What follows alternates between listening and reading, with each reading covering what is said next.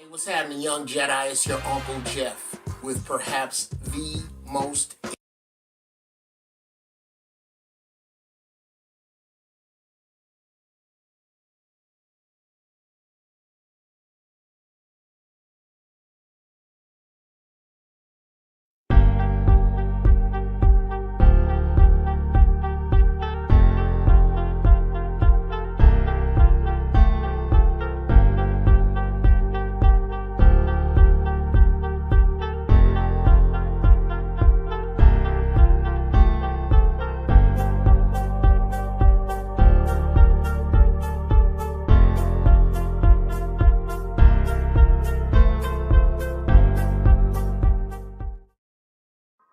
Hey, what's happening, young Jedi? It's your Uncle Jeff with perhaps the most important video you are ever going to watch. I shit you not.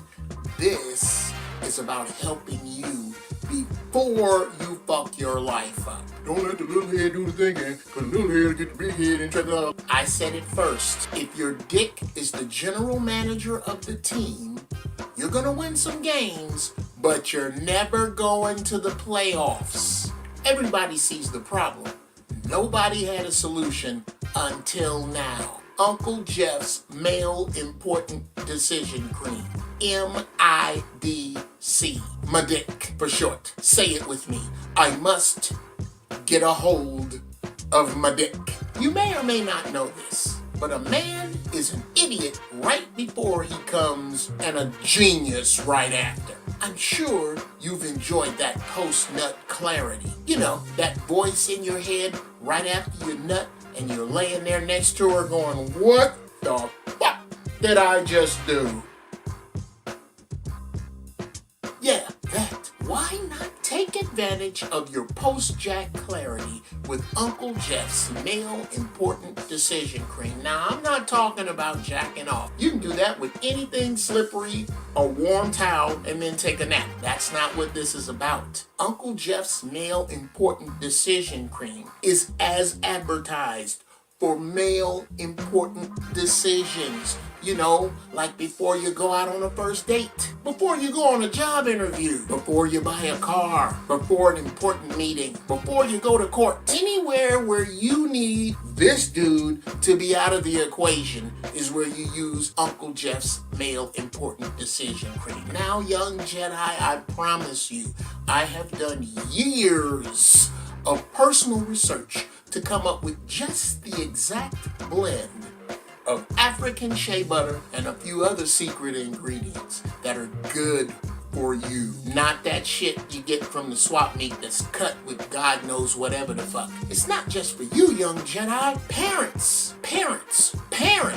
What a great stocking stuffer for that young male whore in your life. The one that's gonna bring you a grandbaby that you gonna have to help raise. You don't want that, right? Well, get this. Uncle Jeff's Male Important Decision Cream. Give it to the young man whore before he goes off to college, so he doesn't bring you back a grandbaby. All I'm saying, young Jedis, is fuck yourself before you fuck yourself. And use Uncle Jeff's Male Important Decision Cream. Where do you get it? Go to takechargeofmadick@gmail.com. takechargeofmadick@gmail.com. Only $30 a jar. $30. Think of it. $30 to not fuck your life over. It's cheap insurance. Get ahead of this dude. Say it with me. I must take charge of my dick. You're welcome.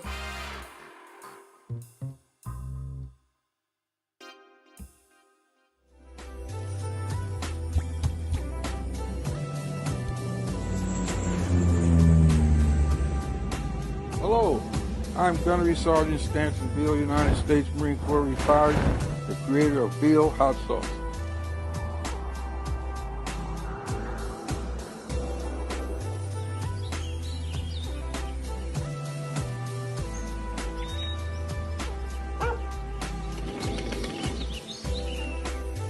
We offer 3 delicious hot sauces guaranteed to enhance any meal.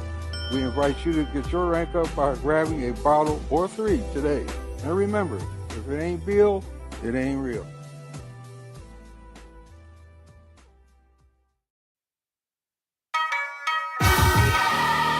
Jeff Breeze Music.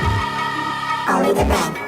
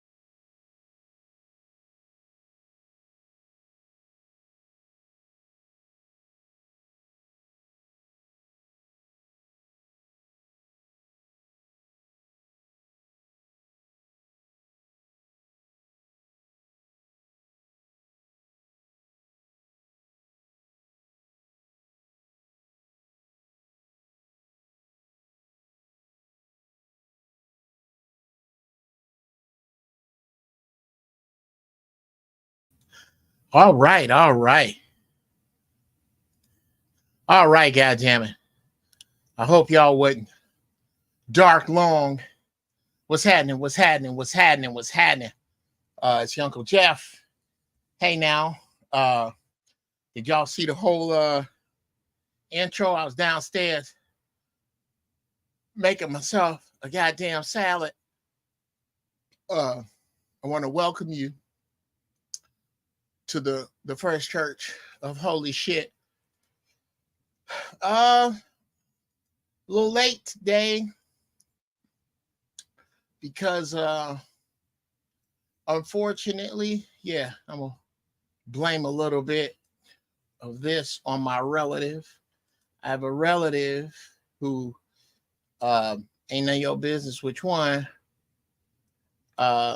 is in the hospital right now. I just need your prayers for his heart. He's getting checked out, and it is primarily because he don't eat like that. Y'all see that? That spinach, dandelion, green onion, tomato, red pepper, and croutons. I got a weakness for croutons. And y'all let me know if I'm mosaic and acting all funky, or is my feed good?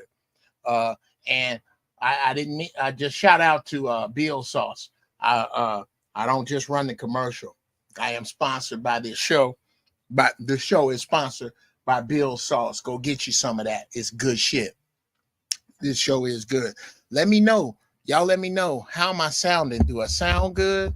Is my shit proper? Am I coming through good? Can you hear me? Can you hear me? Is that better? Is what I did better? Am I louder? Oh, some cucumber in there too.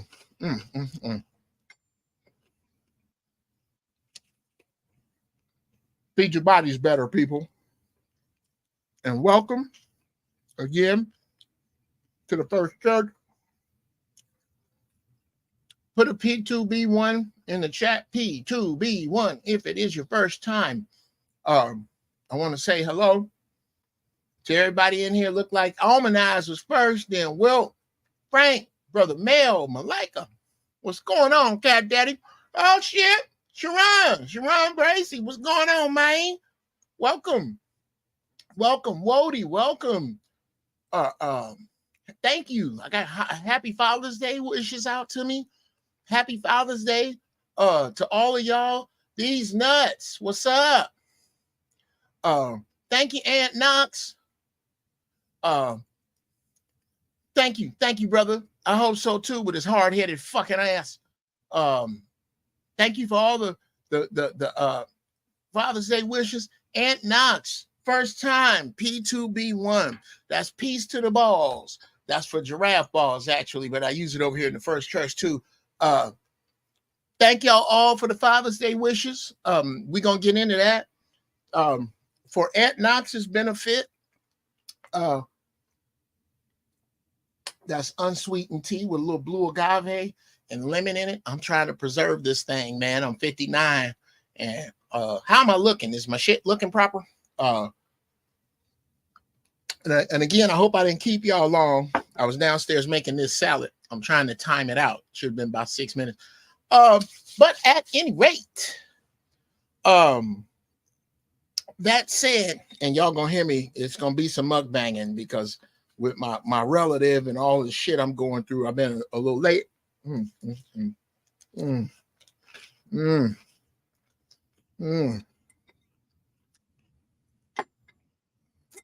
God damn it, that's good. So thank you, bro. For the benefit of Aunt and others who may find your way here. What up, Raj? Here's the origin story of the first church. Somebody fucked up and told me God was everywhere. So I prayed from here.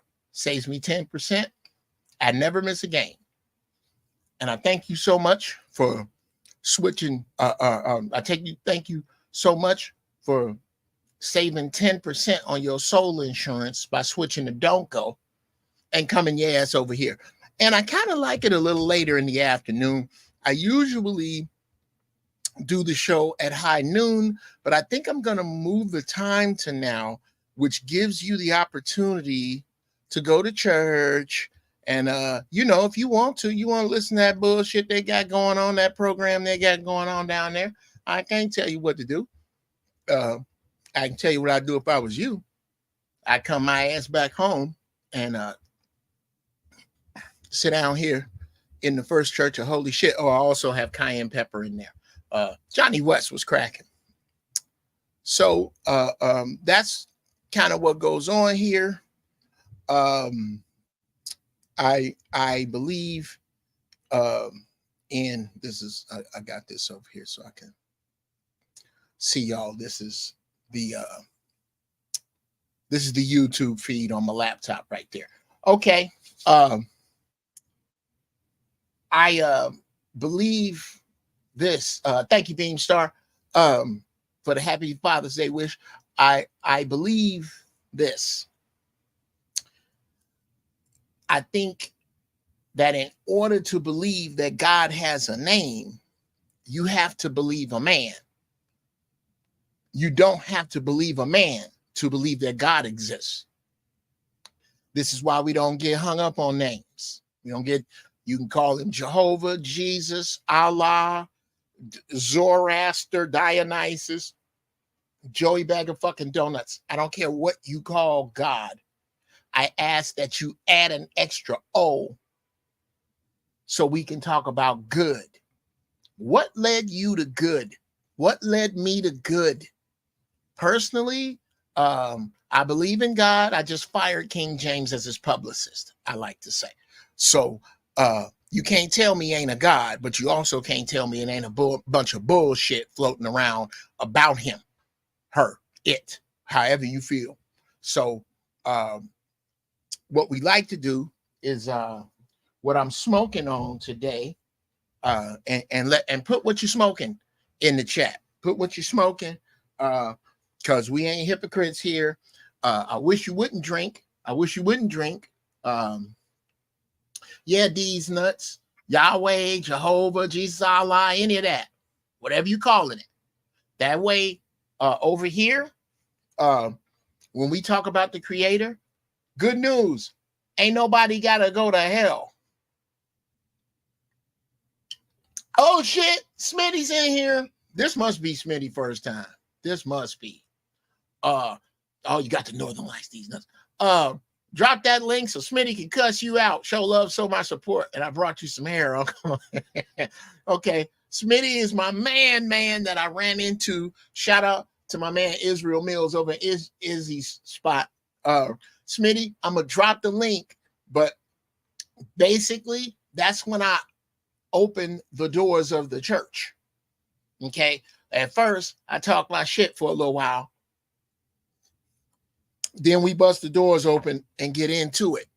Okay. Now, I got a bunch of slides and shit prepared of some AI I've been fucking with. So we're going to see how all of that's going to work. At some point, I got to get up and go get another pipe.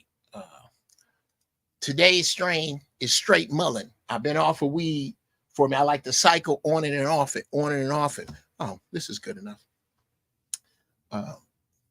It's the last, this is the last of my mullen. This thing was full, and mullen is a lung healer. It is a lung gangster.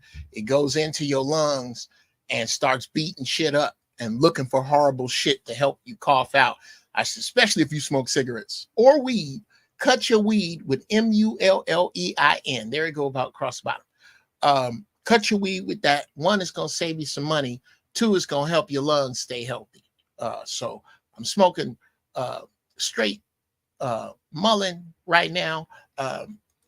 If you want some shea butter, you got to get you some Uncle Jeff's all natural shea butter. It's straight from Africa with no bullshit in it, like shit at swap meet. You don't know what's in that shit. I can tell you what's in mine. African lady knuckle dust. That's it. African lady knuckle dust from Ghana. That's it. Good for you. I'm changing the world one ashy ass at a time. Okay. Now comes the time in the show where I want you to get your smoke together. If you're drinking, I hope it's water or a good wine. What's on her knuckles though? That's a good question, Johnny. My African connection. I'm gonna ask them ladies what be on their knuckles next time I get on the phone. We'll go look here. Okay, my nephew, young Jedi Johnny West, want to know what the fuck is on your knuckles, because I told him that's all that's in it. It's just your knuckle dust. So, do not smoke yet. Get your shit ready. Yeah, that's a fly ass pipe. I only have fly. I'm 59, so I only buy fly shit. Got my pipe right there. But before we get into that, before we get into the smoke to get our heads right here at the First Church of Holy Shit, we start with a prayer. So I want you to bow your funky ass head. Creator, I thank you for this day. Father, Mother God, Mother Earth, ancestors, elements, God of a name that I know not out of disrespect, but it's a whole bunch of shit going on down here that I don't know what these people is making me believe that that's your name and you down with. But I know you good. And I know you have answered me over and over and over and over again. And that you have kept me when my monkey ass should have been gone. And I thank you for that. I thank you that on this Father's Day, all 5 of my children are healthy. I thank you that on this Father's Day, they are not wishing me happy Father's Day from behind bars or from the great beyond. I thank you for the people who are under the sound of my voice, because they too are grateful. God damn it, they should be. You gave them ears, you gave them eyes, you gave them a good internet connection. They ought to be grateful. I hope they are. Open all our hearts and minds. Let them learn from me. Let me learn from them. Let me say something that sparks something proper, something good, something positive to put out into the world. If I can reach just one of them, then I suck. Let me reach more than one. Let me reach a gang of them. Multiply the people that come here. Not so much for the bread. I ain't really making no bread over here. That would be nice, Creator, real talk. I'm not making no bread over here. But you got stuff to say through me. Let me have it. Don't let me get in the way with none of my bullshit. Let me be as real with them as possible. Let me learn from them. Let us share. And please, God, send me a funky ass troll. You know I love trolls, because there is no troll without a lesson. Every time they talk they shit, I teach a lesson on them. Please send the proper troll.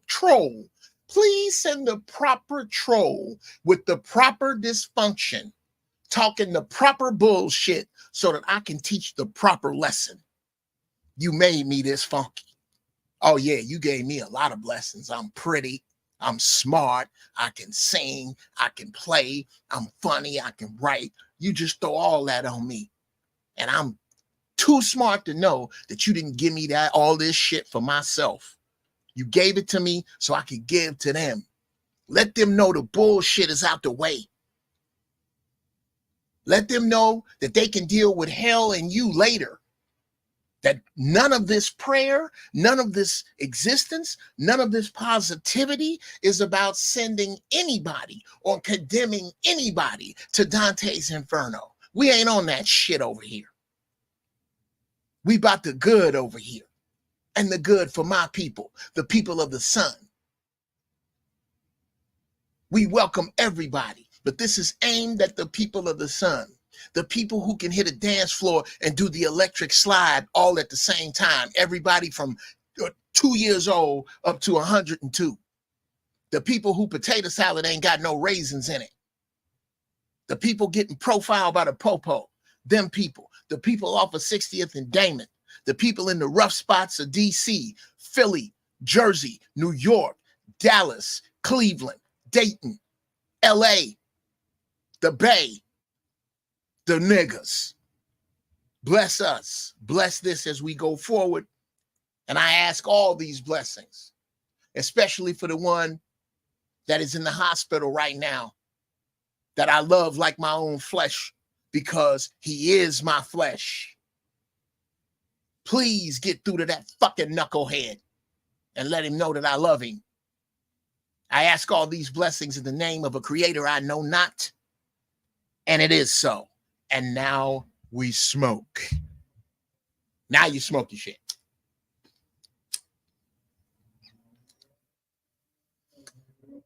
Ooh, I'm telling you, that mullen is real nice, y'all. It's real light. Get you some. Mullein. Okay. Now, with the end of that, can I get a nigga amen? That's what we say around here. A nigga amen, if I could get that. Let's see. Oh, wow. We got some good questions in here. I'm going to get to that. Let me, okay. You gotta, hey, Nate Defunct. I ain't seen you in a minute. These nuts. I'm going to talk about the Gervonta Davis fight, but not first.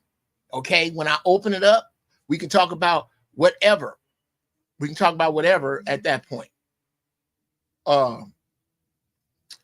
Let's see. Through the Fire wants to know, Jeff, how do I connect with you offline?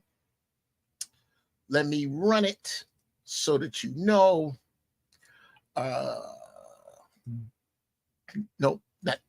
That first. Bam! GB Funny Style. $ GB Funny Style is the Cash App. Do not be thrown by the name Howard. That is my first name. That's what they call me in court. My mama wanted to make sure you had to respect my resume.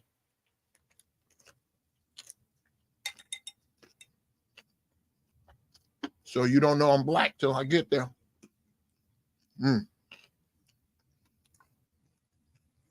About the worst thing in here is the croutons.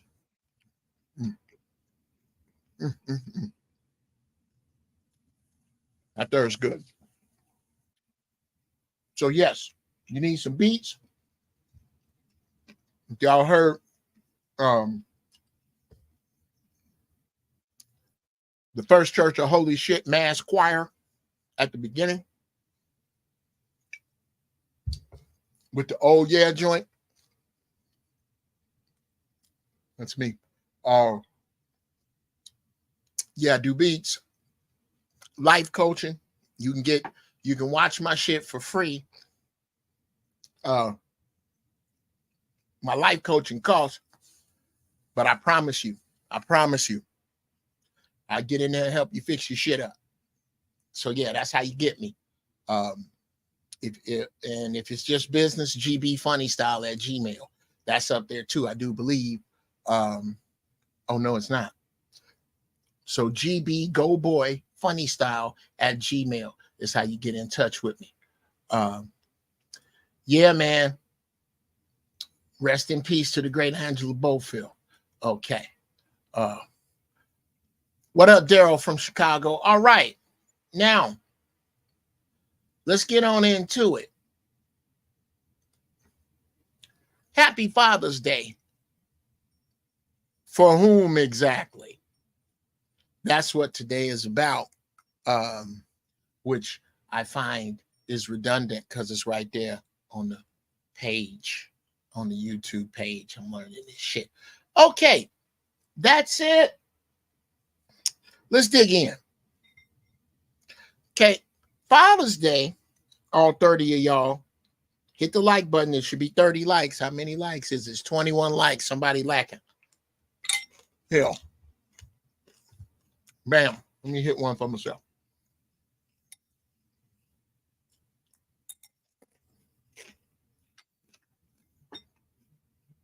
Father's Day.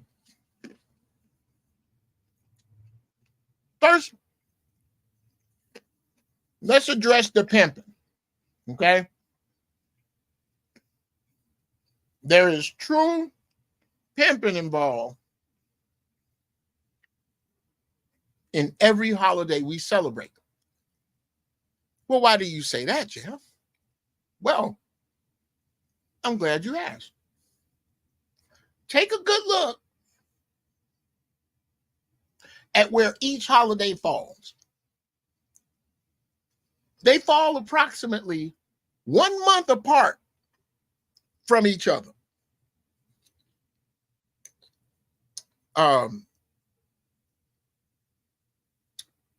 New Year's, Valentine's Day, Easter, Mother's Day, 4th of July. Then we give you a little break. You got to get ready to take the kids back to school. Need to spend money on that.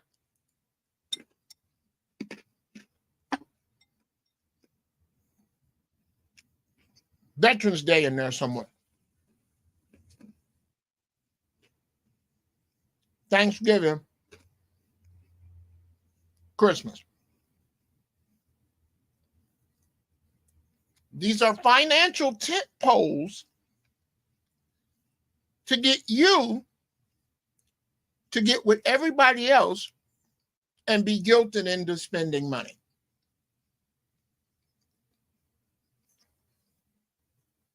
Think about that for a minute. This shit is to get you guilted into spending money. And to keep businesses in business. Now, granted, all the other days, especially Valentine's Day, you got people buying top shelf shit, right? Oh, they buy the great shit on Mother's Day. Oh man, Valentine's Day, Mother's Day, all the good shit. You get all the good shit then. Boy, oh boy, do they have you some good shit out there for the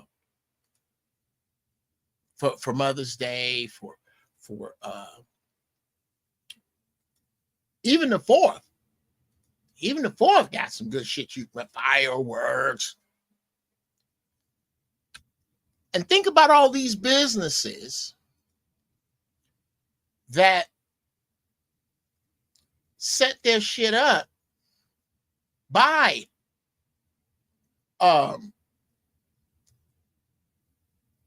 those days. Okay? They set up to buy you, to get you the good shit, right?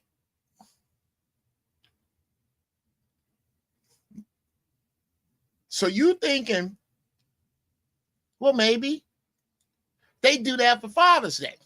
Oh no. Oh no. This is what you think Father's Day looks like to us. I know it is. That's what you think.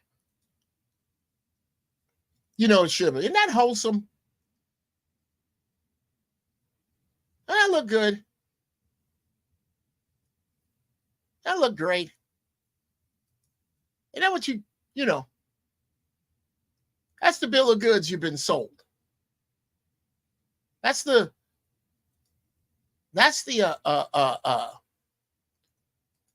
the propaganda they sell you is that that's what we want.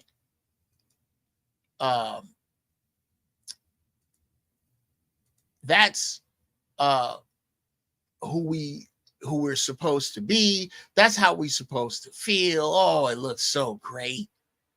Hey, Father's Day, Daddy. You love you so much. Yeah, that's the shit they sell you. That's the concept, is that we're supposed to get together and go down to the mall and buy some shit that makes Father's Day nice and wholesome. But the real truth of it, the crux of it is not that. That's far from what happens. That's far. That's it, and it's not a race thing. Let's make sure we don't get hung up in, oh well, this is just Uncle Jeff talking some race shit. It's not. It's dad. It's daddy too. It's white daddy. They do the same shit to white daddy they do to us. Oh yeah. We love you so much, Dad. We got you all this nice shit. That's what it's supposed to look like. But that's not really the experience. Okay? That's not the experience. The experience is more like this. You see all these swatches? Those are remnants of the ugly fucking ties we get every year. Holy shit, do we get fucked over on this day? I mean, bullshit from the clearance counter, bullshit, whatever you can find when you go out shopping for Father's Day on the same day as Mattress Day and something else. There's some other shit Father's Day shares its time with. I don't know. I put it in the chat if you know the other bullshit that Father's Day shares its endearment with. Mother's Day, not a goddamn thing else happens on Mother's Day. Ain't shit else happening on Mother's Day. On Mother's Day. Oh, brother, are you kidding me? You fucking joking me? No. On Mother's Day.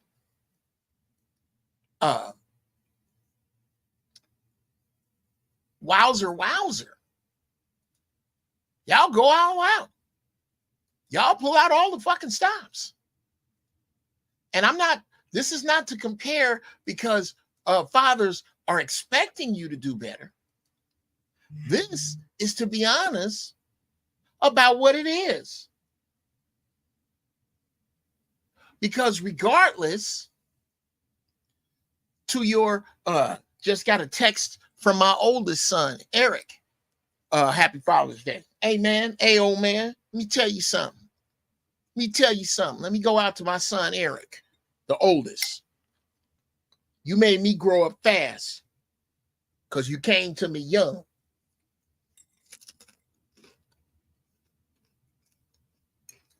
I was young when you came into my life. I used to drop him off at school on my bike and ride the handlebars up there to the school till I'm getting my homework. You forced me to know what manhood was early. And not only do I say thank you, I love you, son, from the bottom of my heart.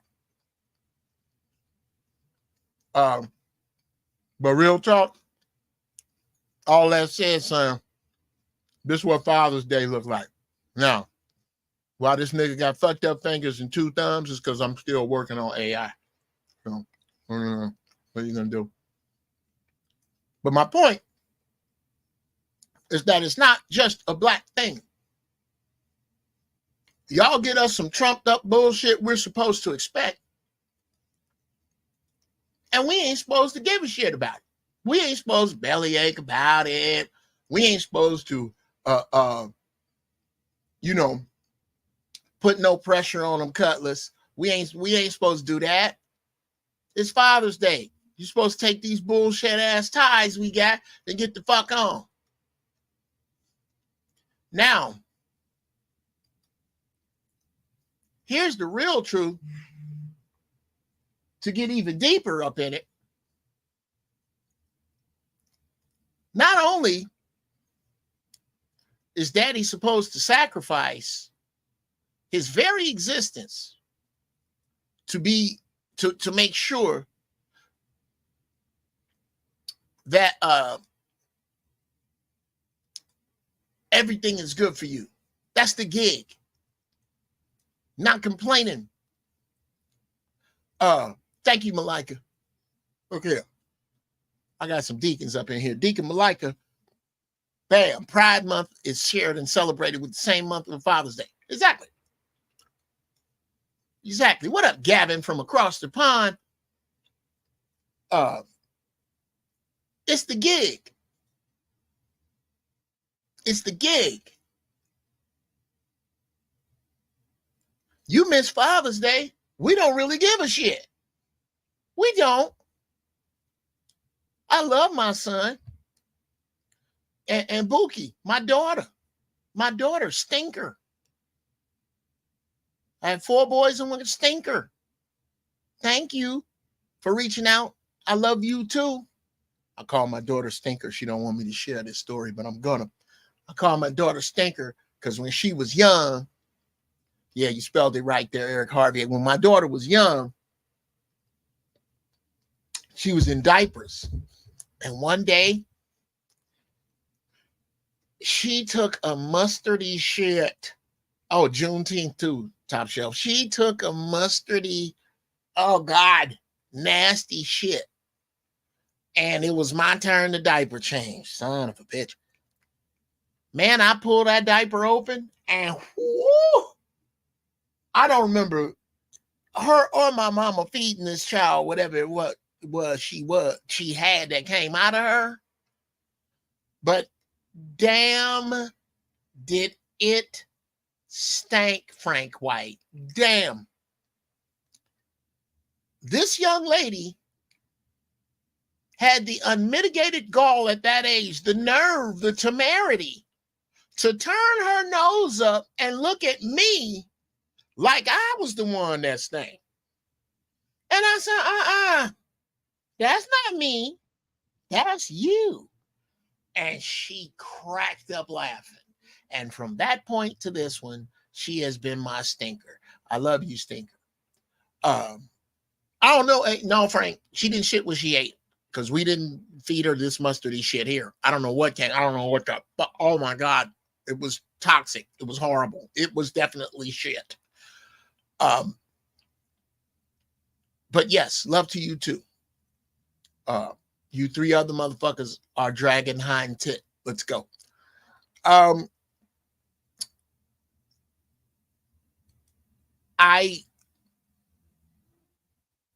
relish in it. I relish in it. Despite the court system. I ain't gonna talk about they mamas today. I'm talking about just Father's Day today. Okay?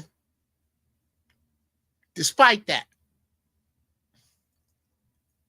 guess what happens when Junior got to go off to college? When Junior goes off to college,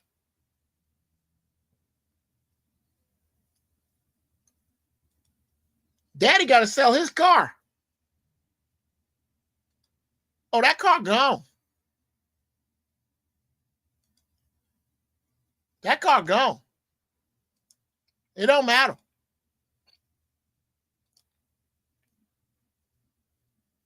It don't matter how much you done did. It don't matter. Don't matter how much you love that car.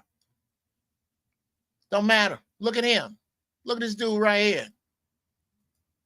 Crying his fucking eyes out over that old Cadillac because Junior got to go to Morehouse and we need the money. It don't matter that that car been in the family for 50 fucking years and that man drug it out of his mama's backyard, put all his blood, sweat, and tears in it, and money, and busted knuckles, and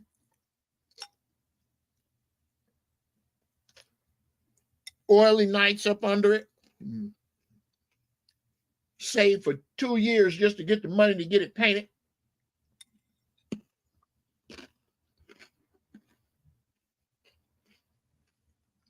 When Junior get ready to go to school, that car got to go. That car got to go. And again,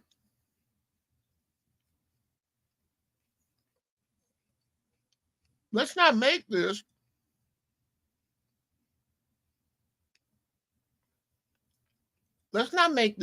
a let's not make this a racial thing, because it ain't. It ain't a racial thing. White man got to do the same fucking thing. He got to stand next to his pride and joy while some fucking a-hole like this one in the plaid shirt, the car belongs to the dude in the front. You can tell. The dude in the blue shirt is trying to walk around and find everything he can to nickel and dime this man's pride and joy so he can get it as cheaply as possible so his disrespectful ass son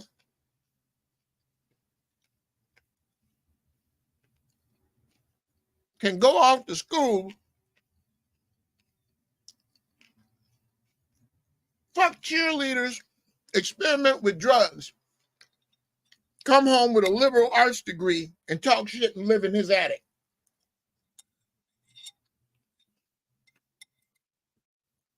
That is all too often a very true story of American lore.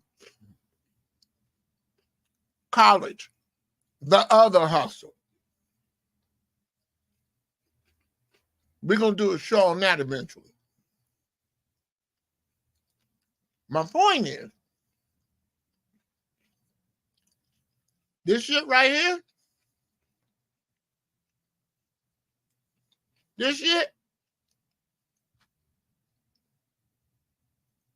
this ain't about color.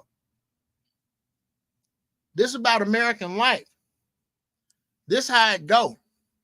And it would be okay. It would be okay if it was fair. If it was fair.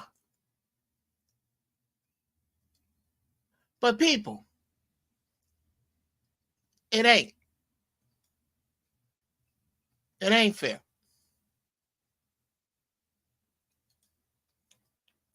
Because guess what? While daddy's selling his car,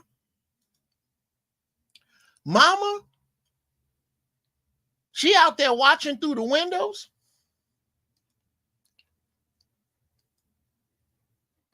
But mama right here ain't got to get rid of one goddamn Birkin bag. Not one. Now, one of them bags you see up there, do she got to get rid of? Nothing. Oh, she get to keep all her shit. All her shit stays intact. All her shit stays available to her. She ain't got to get rid of none of hers. Same thing with the black household. You see all them Birkin bags, see all them good bags and all that shit that's in there. All them Manolo shoes and Jimmy Choos and red bottoms. Mama ain't got to give up a goddamn one of them for Junior to go to college. She don't. She don't. She get to keep all that shit. And if it don't work out while Junior's in school, she gets to keep all that shit and the house. While Daddy's car, whatever it is that Daddy carved out the time to do, whatever Daddy had found love in. Daddy liked to fish. Daddy just like take that funky ass boat out and try to catch a diseased catfish from time to time to try to catch one of them bass that's downstream from the fucking plant that's full of chemicals. That boat, unnecessary. That boat got to go. Don't give a damn how long that boat been in the family. Don't give a shit how many nickels Daddy done scraped together to try to make it happen.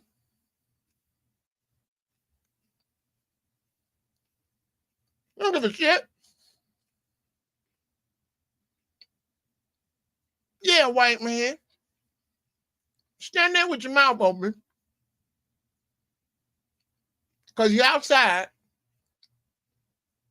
Cussing your wife and them funky ass kids out loud. I don't know how it's 46 people in here with 22 likes. What the fuck? Cuss them out. Let them have it outside. Say what you want to. Run them through it. Let them have it. Let them know how you feel. In the air.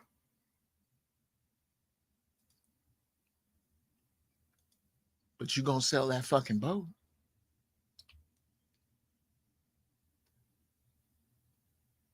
You gonna sell that boat. Oh shit, Eddie C, what's going on, man? God bless you. One of my homies for real, Eddie C. Happy Father's Day to you as well, brother. Oh, you show 45 likes? Let me refresh. Let me see. Bam, 46. Oh, yeah. All right. Thank you, UT. Yo, UT, what's up in here, man? They wouldn't give a shit if it was great granddaddy's boat. It got to go. So we can pay into this. Hey, cousin Annis, we got to pay into this college hustle. We got to pay, and mama ain't got to take back shit. When is the last time you looked on Craigslist, OfferUp, Facebook Marketplace, and saw Travel One? I asked you this too. Welcome. When's the last time you saw used Manolo shoes? Son got to go to college. Birkin bags for cheap. Son got to go to college. I dare you to look on there. I dare you. Need to pay for the house, car's got to go. Need to buy a new house, car's got to go.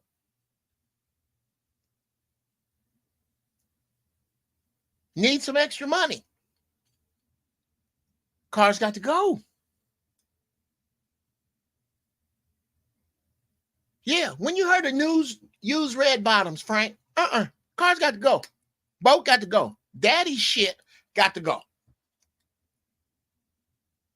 So Father's Day is far more for the dude who's supposed to take care of everything and die if necessary in order to keep his family safe. That dude,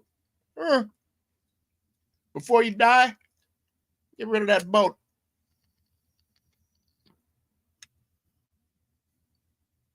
You don't have to do that. It's not requested of the woman. And what do we normally get for Father's Day? I tell you what, we never really get what we want. We get what you give us. You generally do not pay close attention to what it is that your man really wants or really likes. Y'all really don't. Because I don't know a man alive that lays awake or was laying awake last night going, man, I can't wait. Oh, please, God, let me get another funky ass clearance tie.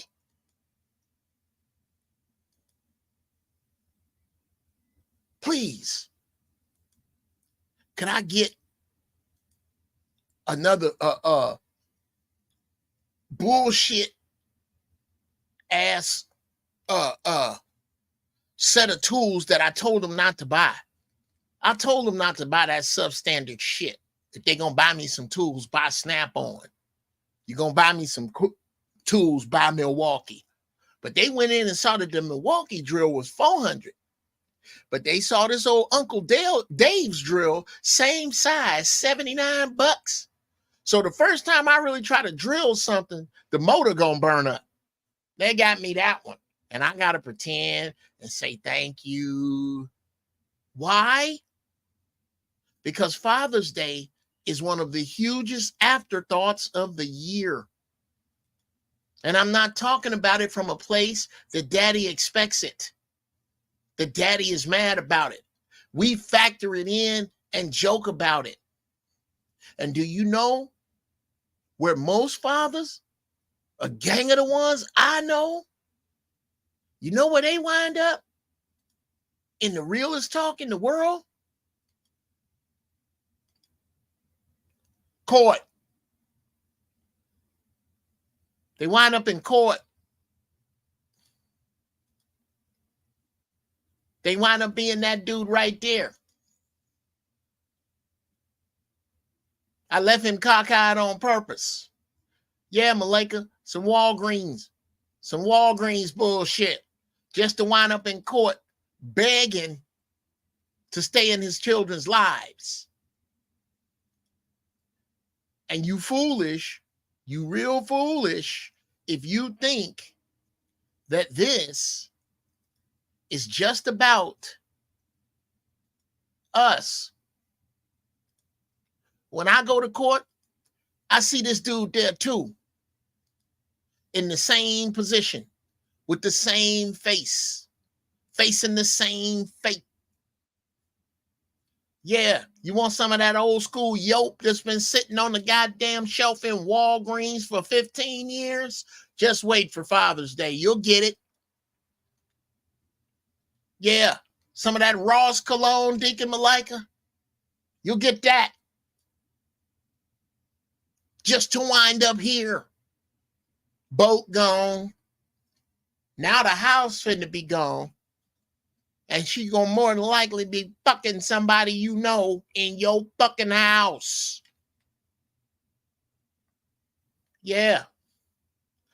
Get back to the salt mine, you fucking slave worker, and oh, here's your tie. Yeah. That's the realest talk in the world. You know what fathers never get? We never really get what we want. I'm going to be honest with you. I'm going to be honest with you, sisters. This ain't what we want.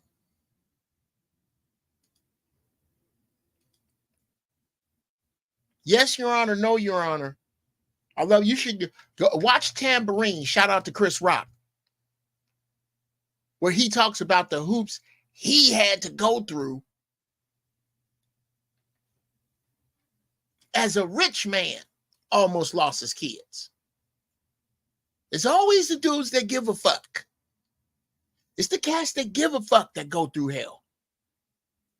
People, I can tell you from personal experience, there are 5 people on this earth I love more than I love myself. And I have been drugged through 50 miles of broken glass and piss and razor blades just to stay in their lives. And I am not the only one that has been in this position right here with all the cards on her side. Let me explain family court to you. Okay, mother, here's what we're going to have you do. We need you to answer the following questions. 1 + 1 is, 2 + 2 is, and 3 + 3 is. Answer those. Now, Father, here's what we need you to do. We need you to taxi, take off, round the earth with the space shuttle and land it. And you got 20 minutes to figure it out in the car on the way to Cape Canaveral to take off with that son of a bitch. Go. There is so much more you got to do as a man in court. So much more. And any man who has been there will tell you this. Any woman who has been next to any man will tell you this. Shout out to the sister in my life that has stood next to me while I fought this shit.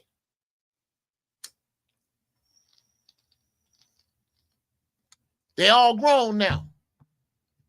It's a new chapter. But believe me, this dude ain't nearly as good looking as me, but he'll do. I have stood there. He got a nice suit on him. I have stood there in that position, petitioning just to be in my father's life. Excuse me, just to be in my children's lives.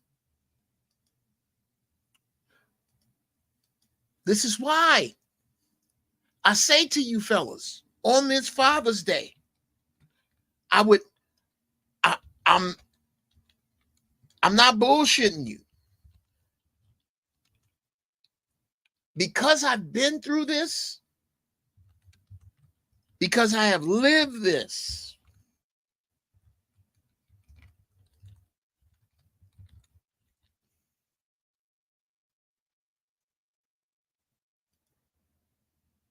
I'm not telling you, oh, I fucked that up, didn't I? Okay. Delete that comment. It's going to look good when I cut it back together. But I got to put this up. Y'all bear with me. But this is so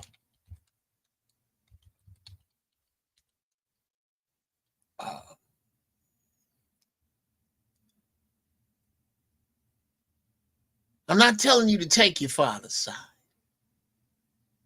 I would never tell you that. I'm not in a position to tell you that. Nobody is. And a spell take wrong. Ain't that a bitch?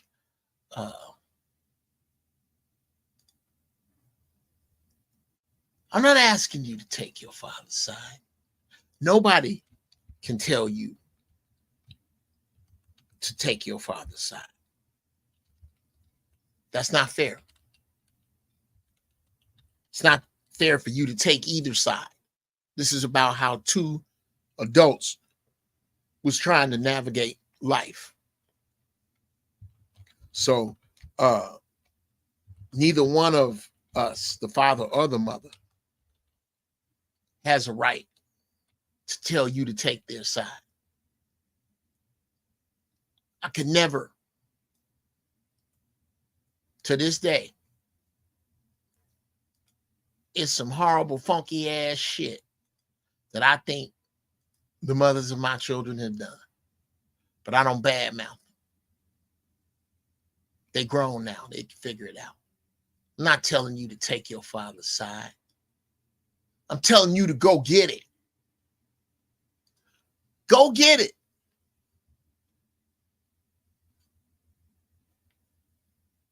Go get your father's side of this. He can still be ain't shit when he finished talking. Especially those of you today who your mama is bragging about being the mama and the daddy. If that's happening in your house, young man, go get your daddy's side if he's still alive. Even if he's behind bars. Just listen to it with your own reason. And anyone who will argue that from any side is evil, young man or young lady. They evil. If they telling you not to go listen to your daddy. You can listen to it and go fuck you after that. But listen to it. Heed it. Apply it. If you can't do nothing but apply it as a cautionary tale for some shit that you should not be doing, then do that. Do that. But don't go through your life with one side of the equation. Don't go through your life just with what, and this again is a black thing, what we've all mostly had.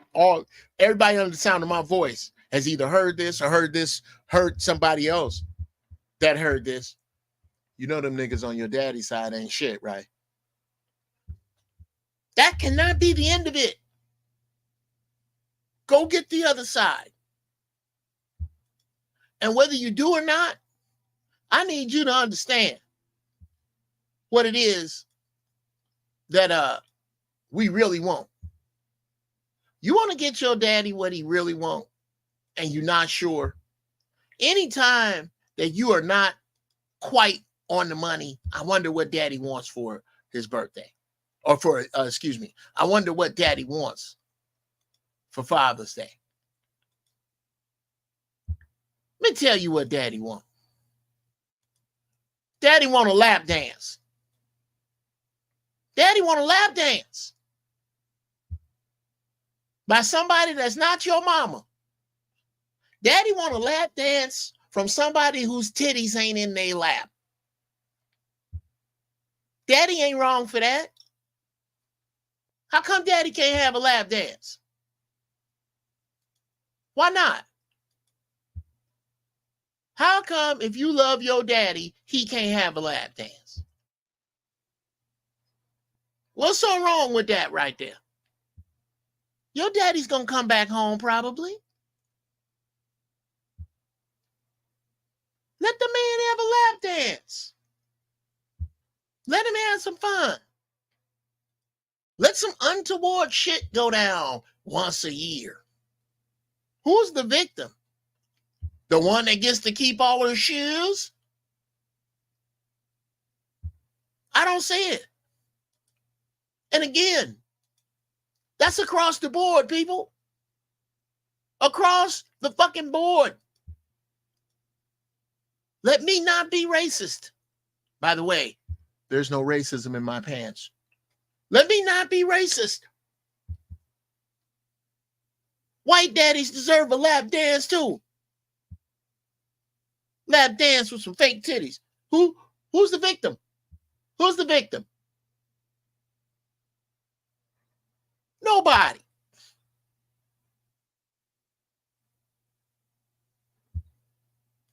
And that, people, is my point, that all of this 12-month Gregorian calendar bullshit is a hustle. You're being hustled and played. And the one that gets the shittiest end of the stick is daddy.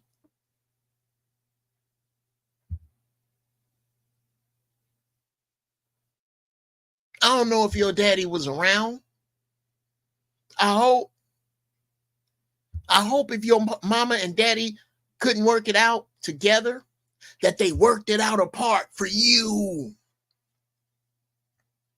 If they didn't, get a complete picture of your father. Don't just take her word for it. Get a complete picture. Dude deserves that. You deserve that. Don't judge. This ain't mama bashing. This is opening your eyes.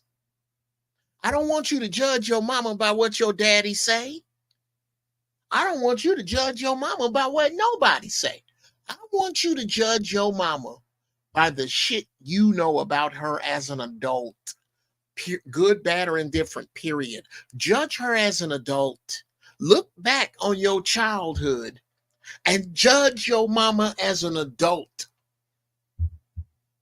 Then go find your father and judge him as an adult. Look at them as adults who made whatever decision with whatever tools they had in whatever ways they chose.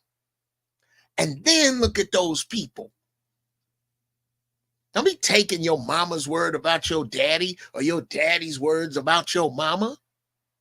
That's that bullshit.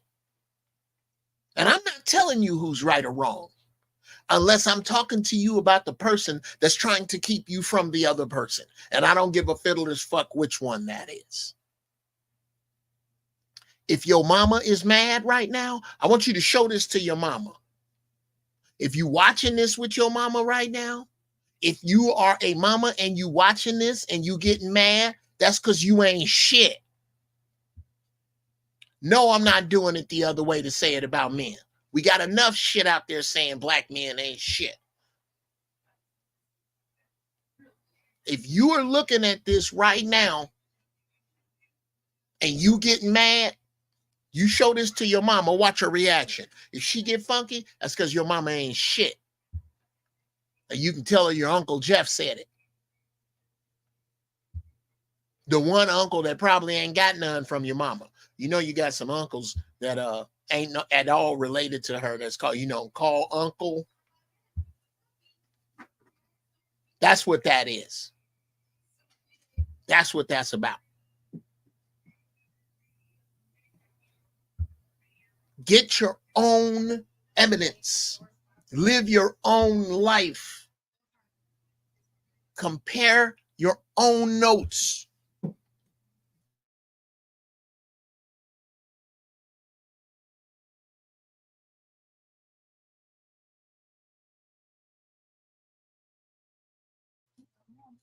My wife brought me. My wife, I like big noodles. I like big noodles. Put that right there for later. I'm gonna say this for when I start getting high again. No, it ain't gonna be that. I'm probably gonna eat just some of this tonight. Get your own facts, people. That's all I'm really saying. You don't have to take your mama's word for it. And on that, the doors of the church is open. So I'm gonna invite y'all in. I'm gonna let y'all in. I'm gonna put the doohickey in the chat. Now is that time. Y'all can come up. We can talk about whatever you want to talk about. There is the stream. I am going to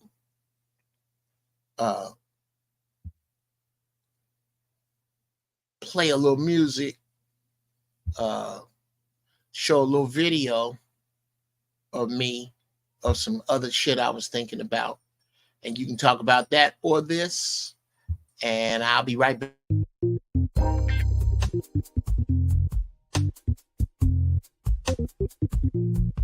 I understand, Mandrell, where you are with all of your sentiment, and I'm not knocking down any of it because I had the same questions and they're not invalid. I say the Bible got truth in it the way Kool-Aid got water in it. It's wet, but it ain't the water. You got to look other places. With the same sword, I have to respect the Hebrew Israelites because if nothing else, they are studied with the purpose of walking towards good. But if I had to pick a religion, I would either be with the Hebrew Israelites or the Muslims, but the Muslims went out because they don't dress like out-of-work wizards in the sun. I do not understand the outfit. I don't understand the outfits. That's hilarious, though. I don't understand. But you ain't finna. I tell you what, you sit down and talk to one. It ain't like talking to a regular Christian, bro. It's not. And I gotta respect because they know their word. That's the difference. They know their word. Yes.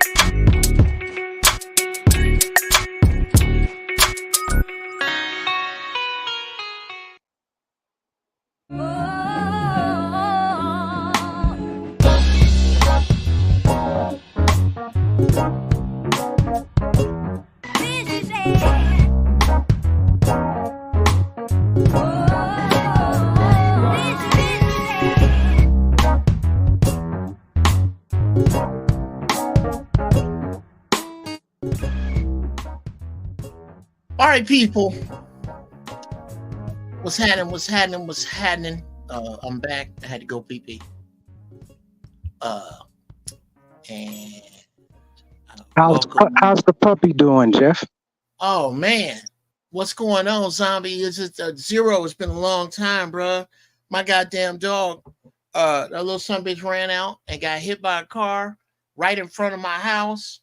Oh, I was destroyed, Zero. It was like losing a child. The thing was, um, I picked him up and tried to rush him to the hospital, the animal hospital. He died in my car, and me and my brother-in-law, buried him in my brother-in-law's backyard, warm. He was still warm, and it was tough on me, brother. But it it forced me to deal with a lot of personal shit, man.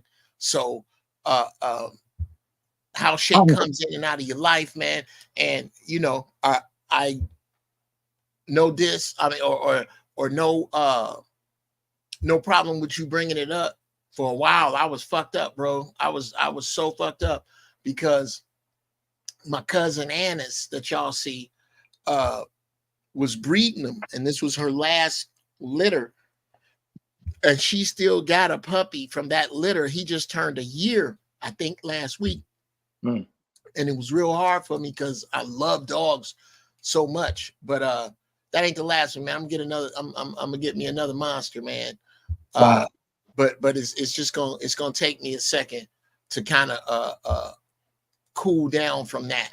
My condolences, brother. I had to lay my prize Malamar, you know what I'm saying, to rest a couple months ago, so I know how it feels, you know.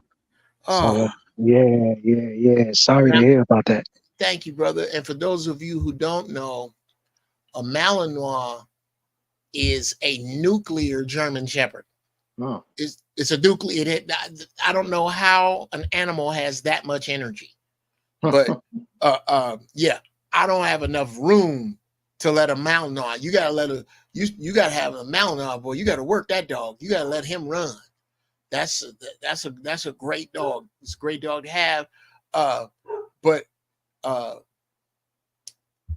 with that said, brothers, brother Malika, how are you, man? I'm doing good, brother. I'm doing good. Happy Father's Day to you. Thank you. It's been a minute, man. What's on your mind, brothers? Let's chop it up. What's I on had y'all? I had to work today, but I had talked to my family in Illinois, Yeah. and I had talked to my pops. I haven't spoke to him in about 12 years, Oh wow. Okay. and we were rapping, and he's 78 years old. But I've been talking to my brother and my sisters, Mm-hmm. and it was kind of cool. And my brother said, "Well, here's Pop," and I rapped to him for a while. And I always joke and say, like, talking to my father's like talking to Richard Pryor. Was that crazy nigga? And my father like, "What's up, nigga?" Oh my God, man! The funniest people in the world are old black men. Yeah, my father Nobody is turned, funnier than old black men. Jesus Christ. and he turned into one of them. And I'm like, but I'm just like, "Hey, how you doing, man?" He thought he was talking to my nephew, and he Oh said, "Man, wow. you don't." He said, "You don't sound the same."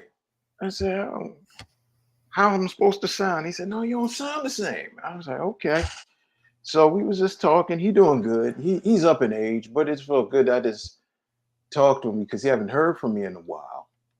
And since I've been out of prison, well, I've been out of prison for like almost 13 years though. Mm-hmm. So last time I talked to him, it was like we don't know if I was going in or if I was going to just get probation. So I didn't hear from him. My baby sister told him what was up.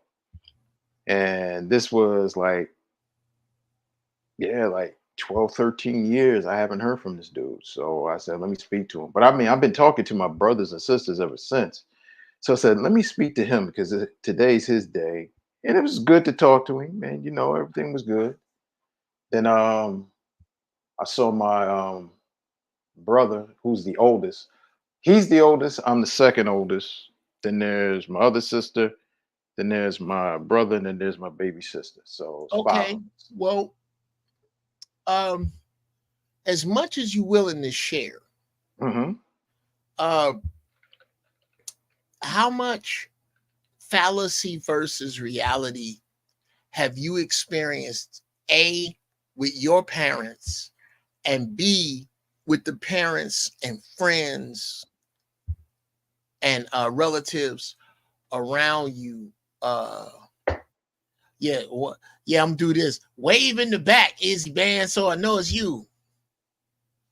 Uh, y- how much of that have you experienced on your own? Well, one of the biggest fallacies that I realized was really was perpetuated by the women, Hmm. Hmm. mainly his mother, my paternal grandmother. Okay. Um, my mom's still holding issues with my father. My brother, my oldest brother, we Mm-hmm. all have we all have different mothers, right? Okay. So when my father was married to my mom, he was doing the Temptations. Popular was a Rolling Stone with Your papa my was oh, rolling some. Yeah. so he had my older brother before me. So a year later, I come along, but he was still married to my mom. But then he wound up divorcing my mom, and he got remarried. And he had my three other siblings. So what I'm hearing from these women that they're always saying my father ain't shit. I said, all right, I know he ain't shit, but pardon the expression, y'all bitches continue to fuck with the nigga though, you know. So my mom is still carrying this pain around, and I had to check her. I said, yeah, but you still mess with this dude. You had me. Um, I said, but the biggest problem is, I said, you're not. I said, he's part of the problems and the issues. I said, but you keep complaining. His present wife keep complaining about stuff. I said, my older brother, mom complaining about stuff. I said, but the woman, the narcissistic, crazy person that helped turn him into that Frankenstein's monster was his mom. Mm. So Mm. yeah, I said, y'all won't go to the fact, I said, that woman didn't like that. Any woman that my father had got in contact with, dealt with, she ran away. She ran my mom away. She ran my brother's mother away. She ran my father's current wife away. So it was like them women, they realized, oh, you got a problem. But part of that was my father for him being a simp. But at the same time, and I was telling my father, I said, stop letting a dead woman live rent free in your head. And I said, but I kept telling my mom, I said, she created him. She helped create that. I said, my father was never ever raised to be a man. He was never Wow. allowed to be a man. I said, and I told her that, I said, you know this. And I had said that and I talked to my father's current wife, and she said, you're right. I said, but why y'all complaining? And they're like, yeah, but I said, see, that's the issues that we have with our community. You know what the problem is, but you still want to complain and get mad at him. You still want a boogeyman to get angry at. I said, he was not equipped to be what you wanted him to be. But then I had to say to him, I said, but why did you stay though? And she couldn't tell me. And she got quiet because she knew if she admitted why she stayed, she would be culpable of her reasons for staying there with him. So that's where you're talking about a lot of the fallacies and the bullshit. I said, he wasn't 100% a fuck up. He had his flaws, but at the same time, I'm like, let's go back. It wasn't like he just wasn't like what I hate is like you said, let's talk to our fathers. Let's get the real reason what's going on with you, man. And that's what I had to do when I reconnected with him Mm-hmm. and I talked to him and I got his side of everything. And I really had to see what was going on. I was like, wow, okay. Okay. Let me stop you there. Let me stop you there. Number one, uh, uh, that's real talk. Um, to get his side is to get both sides of a thing that you can now judge, and that Mhm. is so important. And with that, uh, those of you who don't know that are here in the chat, the all 38 of you some bitches, because I can't count him because he's here. Um, take the time, make your way over to Izzy Band's channel, dope ass channel, dope Jedi over there, putting it down. Funny, insightful cat, and I welcome him to the show. What's going on there, Jedi? Is how are you, sir? And I Hey, wish you happy Master Father's Jedi. Day. Happy Father's Day. Hey, happy Father's Day to all the fathers, and shout out to you. Thank you for having me up. Shout out to the brothers on the panel. My brother Malika. Hey, peace and blessings, brother. Good to see you. Good to see And you the too, brother man. Zombie Killer Zero. Shout out to you, Zero. Good to see you. Zero, that's my Hey, man. salute to the chat, man. Happy Father's Day, big homie. Thank you. I appreciate y'all. Happy Father's Day to all the fathers out there. Pray that y'all had a great Father's Day, man. Okay. Now I hope you didn't just bring your monkey ass up here to say happy Father's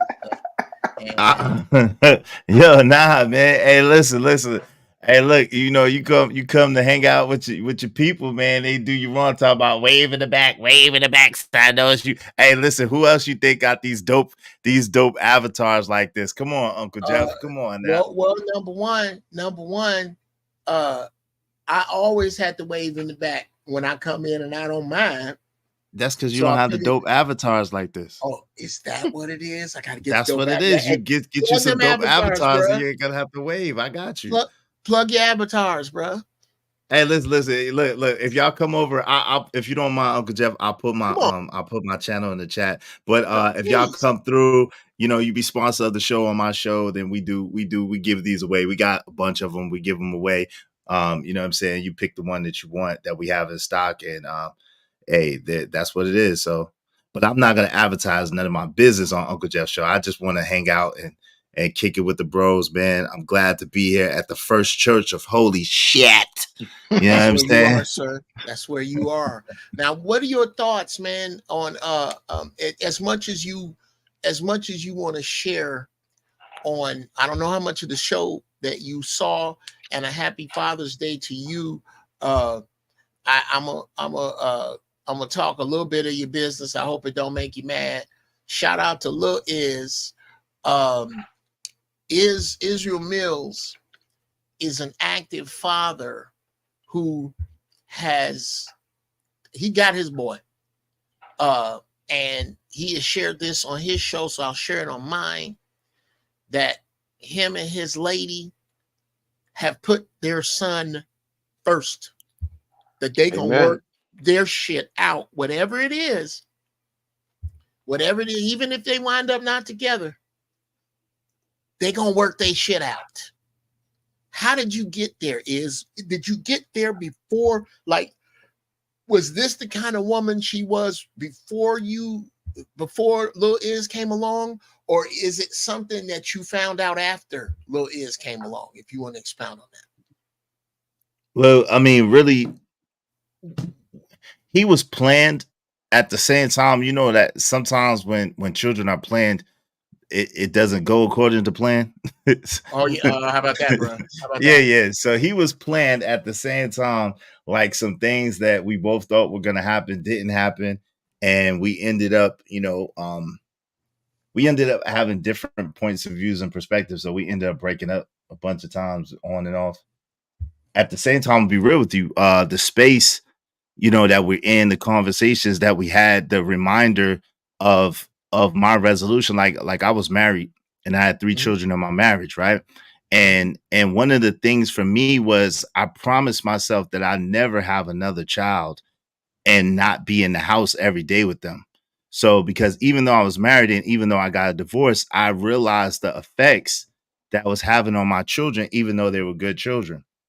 And for some reason I had the foresight to understand that a lot of those effects I wouldn't see until they got into their 20s. And lo and behold, a lot of those effects I saw in their 20s. Wow. And so with that said, and they were good children. Like I said, they had good grades. They weren't on the pole. They weren't, you know what I'm saying, getting anybody pregnant or getting pregnant. They weren't like out in the streets running wild or anything like that. At the same time, it has a profound effect on children when they just have one influential person in the home, especially when it's the mother. You know what I'm saying? And I know that a lot of mothers do the best they can. I know a lot of mothers take the time out with their children. But if you really be realistic about it, it's hard to be at two places at one time. It's what's called impossible, right? You can't be at two places at one time as a human being. So if the mother is out working, trying to earn money for her family, and then those children go physically neglected, you see what I'm saying?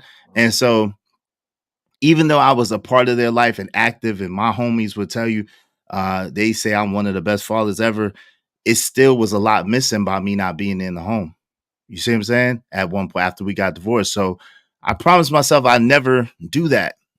And then my son came, and then me and his mother, we had our challenges and our obstacles, and we kind of went our separate ways. But it was always bothering me. You what? You broke up. I can't hear you. Okay, y'all hear me now? Can you hear Yeah, me? I hear you clearly. Yeah, You hear me? This is this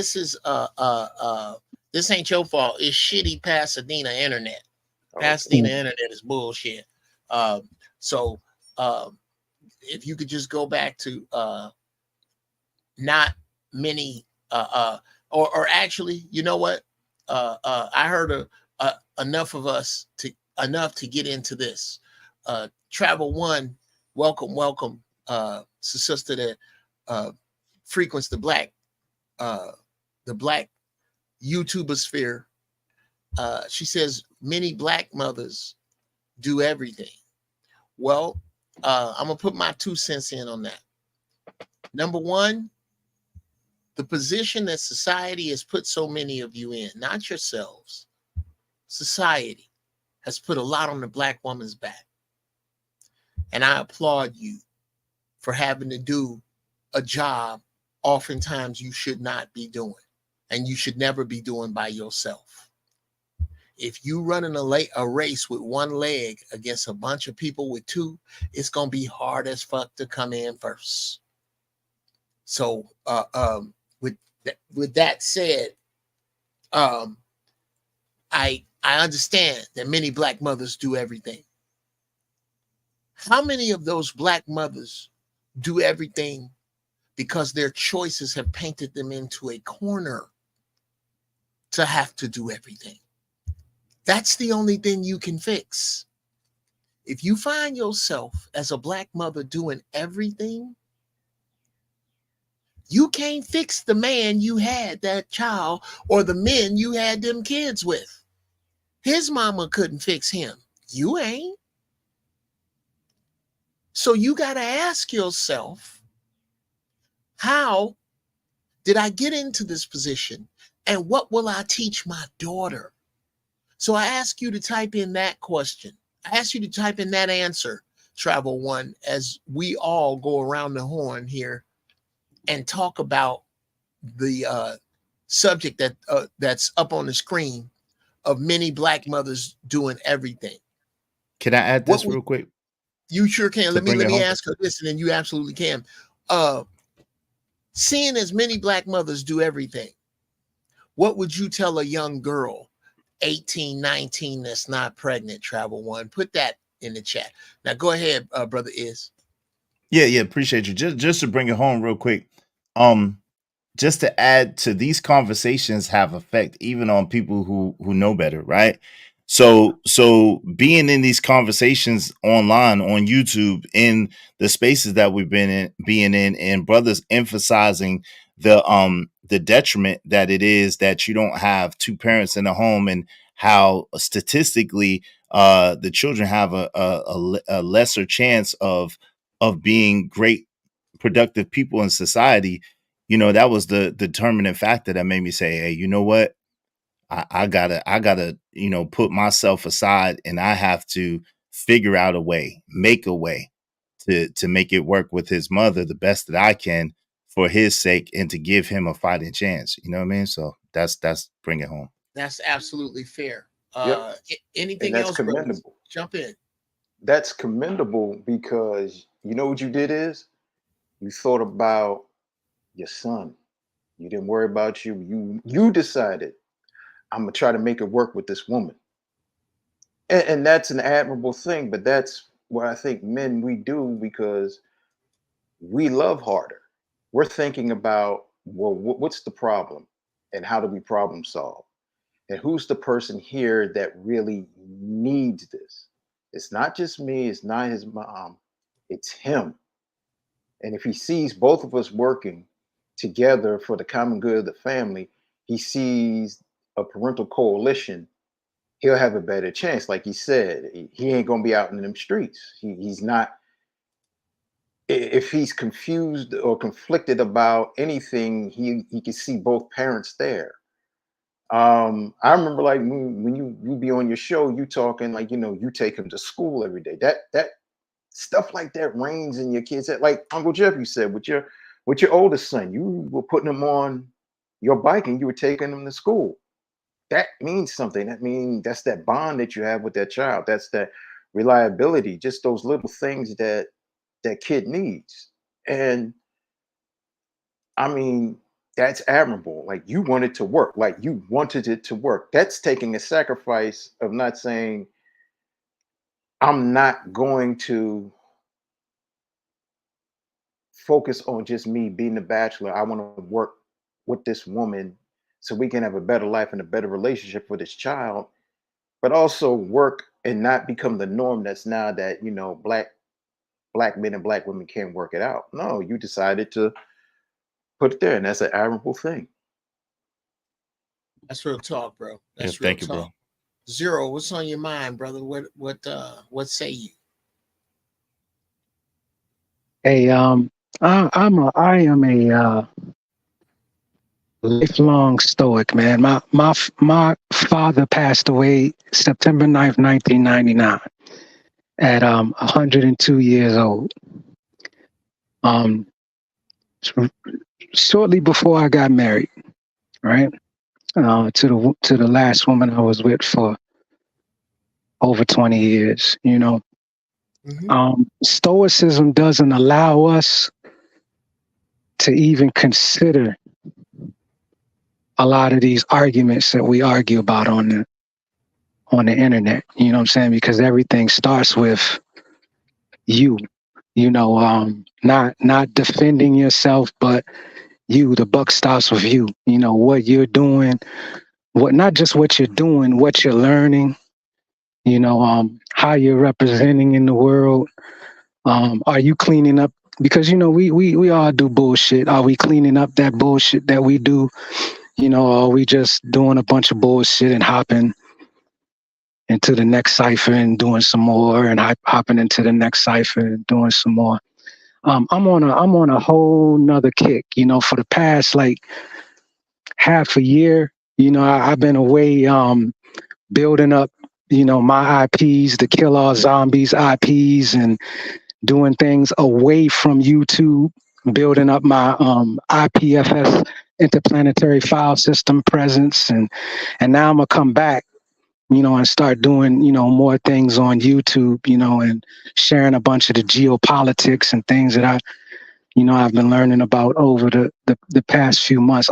Something I really loved about you, Brother Jeff, was that something you used to say all the time was that we basically need to just kind of burn every fucking thing down and start again. A lot of we standing on faulty ground.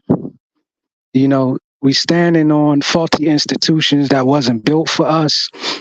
The work week, the work ethics, everything. Okay, hold on, Zero. Yeah. Okay, you about to go down a road. I love this black hole you gonna go down, and trust me, we're gonna go down it, because I've been stumbling down it with Brother Is, who is one of us. Brother is on some deep shit. He got a great channel. I think you should make your way over there sometime. And I definitely will. You was breaking it down last week, and we really didn't get a chance to get into it. Feudalism, but not before I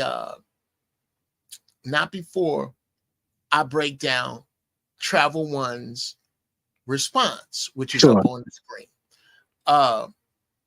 Which is, advise her that black men are out of order. My question was to her, What would you tell a young sister?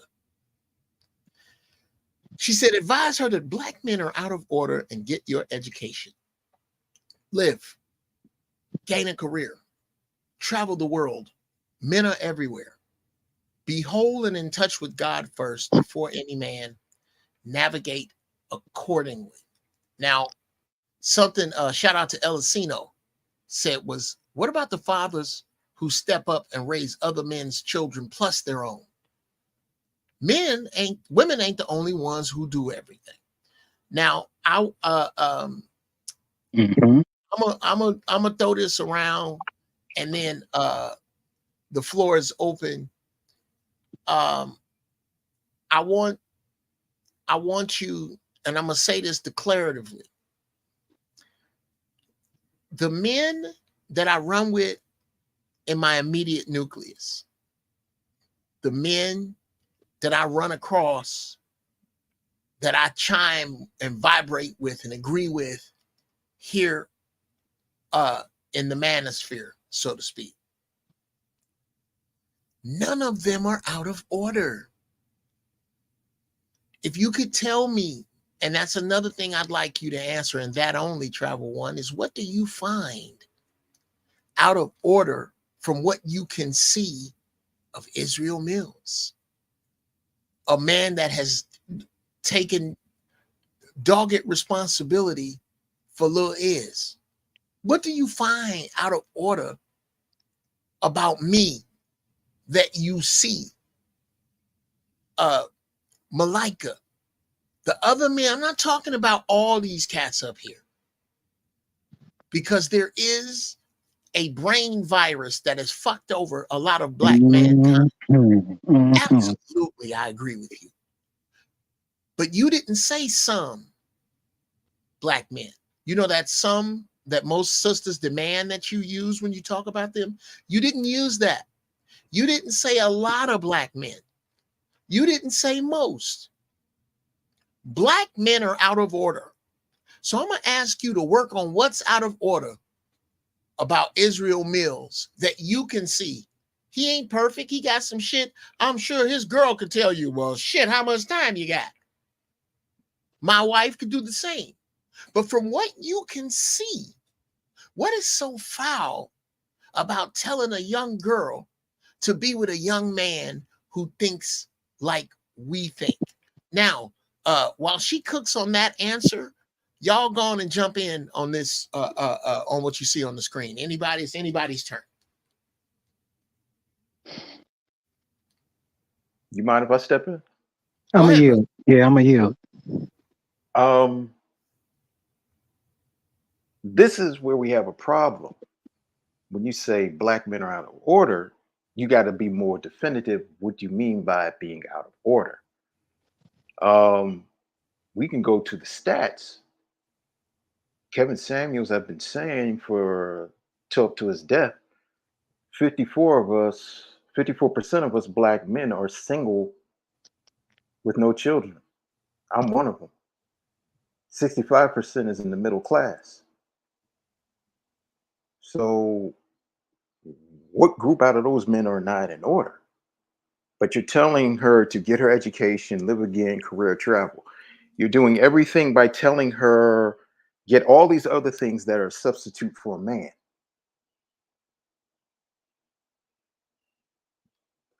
My thing is, are you raising her to be a mother and a wife, or are you raising her to go out and fulfill her dreams to be a modern woman? Are the two possible in one person? No, I don't think. Oh, go ahead, brother. No, go ahead, Iz. No, go ahead. Yeah.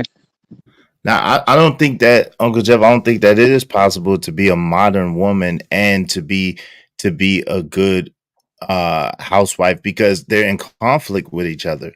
Like, see, the thing about it is when you get into courtocracy or get into the corporate world, you know that's a competitive world.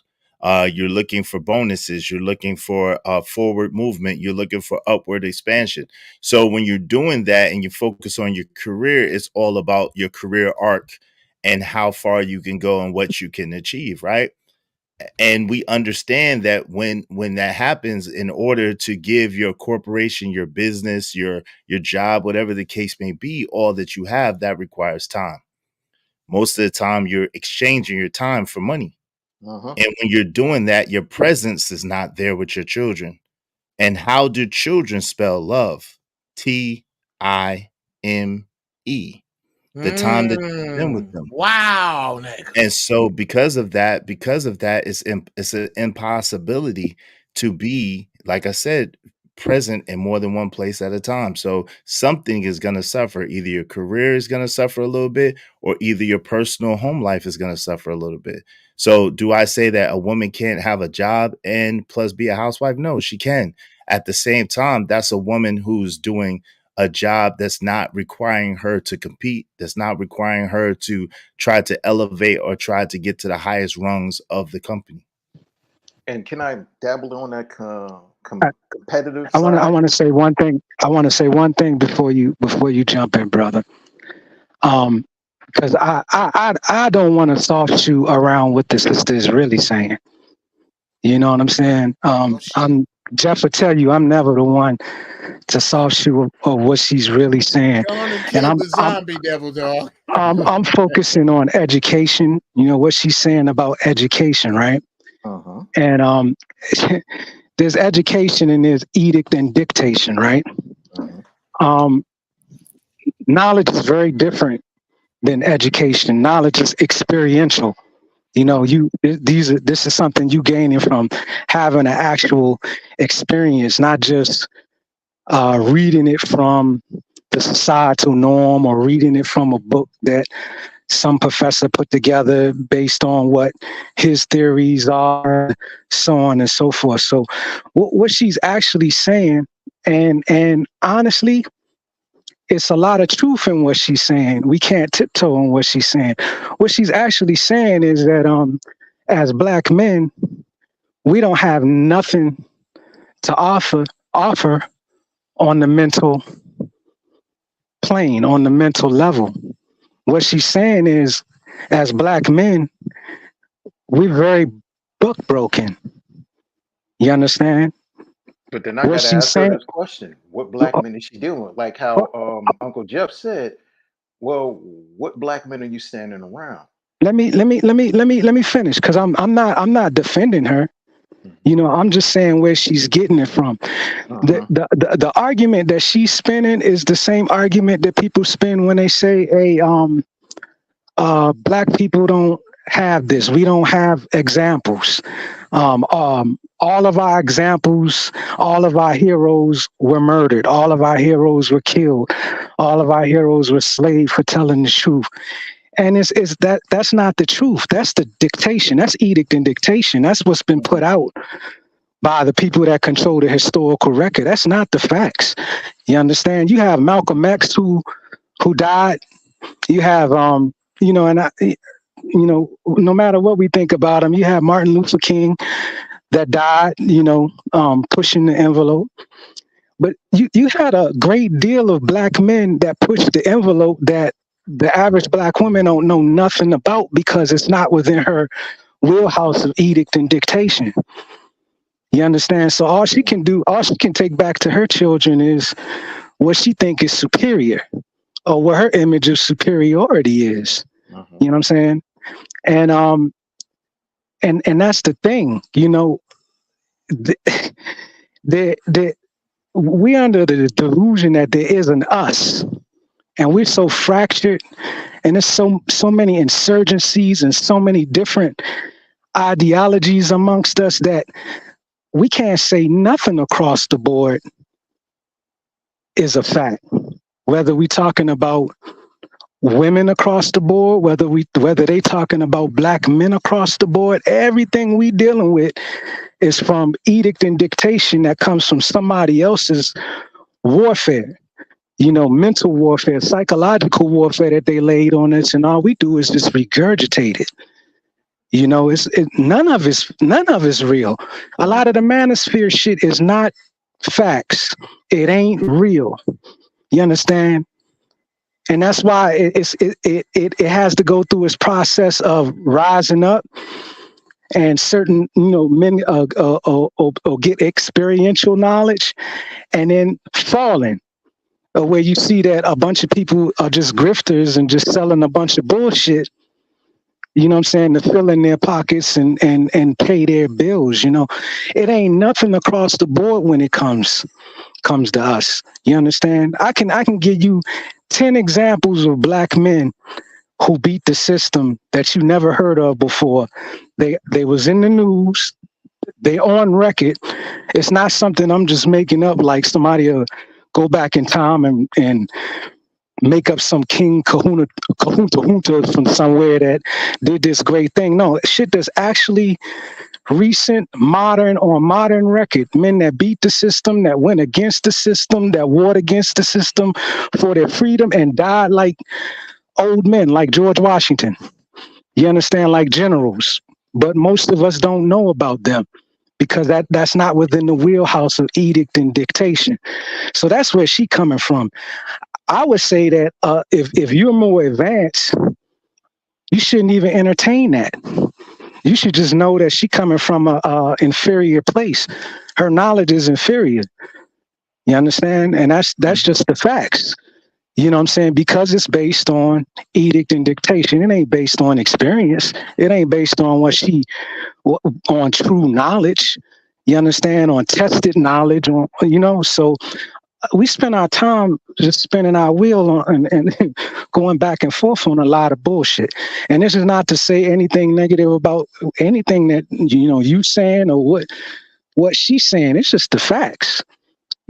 This shit is the facts, man. It's a lot of things out here. Like last week, we had a brother say that I think in the chat say something like that black people in America never had allies outside of America, which is total bullshit. Total bullshit. Well, let me ask you a question, brother. Like, because, I could agree with a lot of things that you're saying, right? Zero. The issue that I have is that I think that we spend an exorbitant amount of time talking about the conversation instead of actually having it, right? Let me give you an example. You just said I could give you 10 brothers who beat the system, but you talked around it and you didn't give us none of the 10 brothers that beat the system and how they beat the system. Hold on real quick. Hold on real quick. Okay. So I think a lot of times the issue is that we talking about the conversation, and a lot of us have the problem with the people who's having the conversation, at least attempting to have the conversation, and we claim that we have the answers, but we never give them. All right, I love what you're saying. I love where you're coming from. So let's get busy. I'm here at the host, under the hosts. This is, I'm here under Jeff's invitation. So, if you want me to go into that, I'll go into that. Let me slow you down, Devil Dog. I don't have no. And let's welcome Joshua Jones to the show. Peace, brother. And and the first person I'm gonna bring up is a Devil Dog. Okay, so let's get busy. So let me. I wouldn't have had you up here if I don't do. Bruh, you know how we go in here. All right, so let's get busy. Let's go. All right, so and because I want to dialogue with you brothers on this, and I want this to be an ongoing study, and I invite you over to my platforms to dig into this, right? Absolutely. Now, I've had a lot of mentors and a lot of brothers that I look up to as fathers, right? They're the reason why I have the knowledge I have. They're the reason why I've been able to attain the wealth. The reason why I've been able to travel. Yeah, I'm gonna give you one name: Robert F. Williams, Negroes with Guns, Marine Corps veteran, Devil Dog. Right? Went against the system. They tried to hang the black man. The black man went to ground as a fugitive with his entire family, right? He escaped the United States. He went to Cuba. From Cuba, he lived in China. From China, he lived in Kenya. From Kenya, he eventually fought in the courts to get his rights reinstated as a U.S. American citizen, and died a white-haired old man in North Carolina. All right. Now, we talk about Malcolm X, we talk about Martin Luther King, right? Martin Luther King hated this brother. This brother was a part of the NAACP when NAACP was about niggas with guns. See, y'all not seeing that now. Y'all seeing the bullshit, the boule bullshit. You understand? At one time, there was the Deacons of the Defense. There was Negroes with guns. All types of manifestations and archetypes of strong Black men, freedom fighters. You understand? And they didn't have to separate from their families to fight the good fight. If their woman was down, they took her with them. The amazing thing about this brother was his woman, because where he went, she was by his side.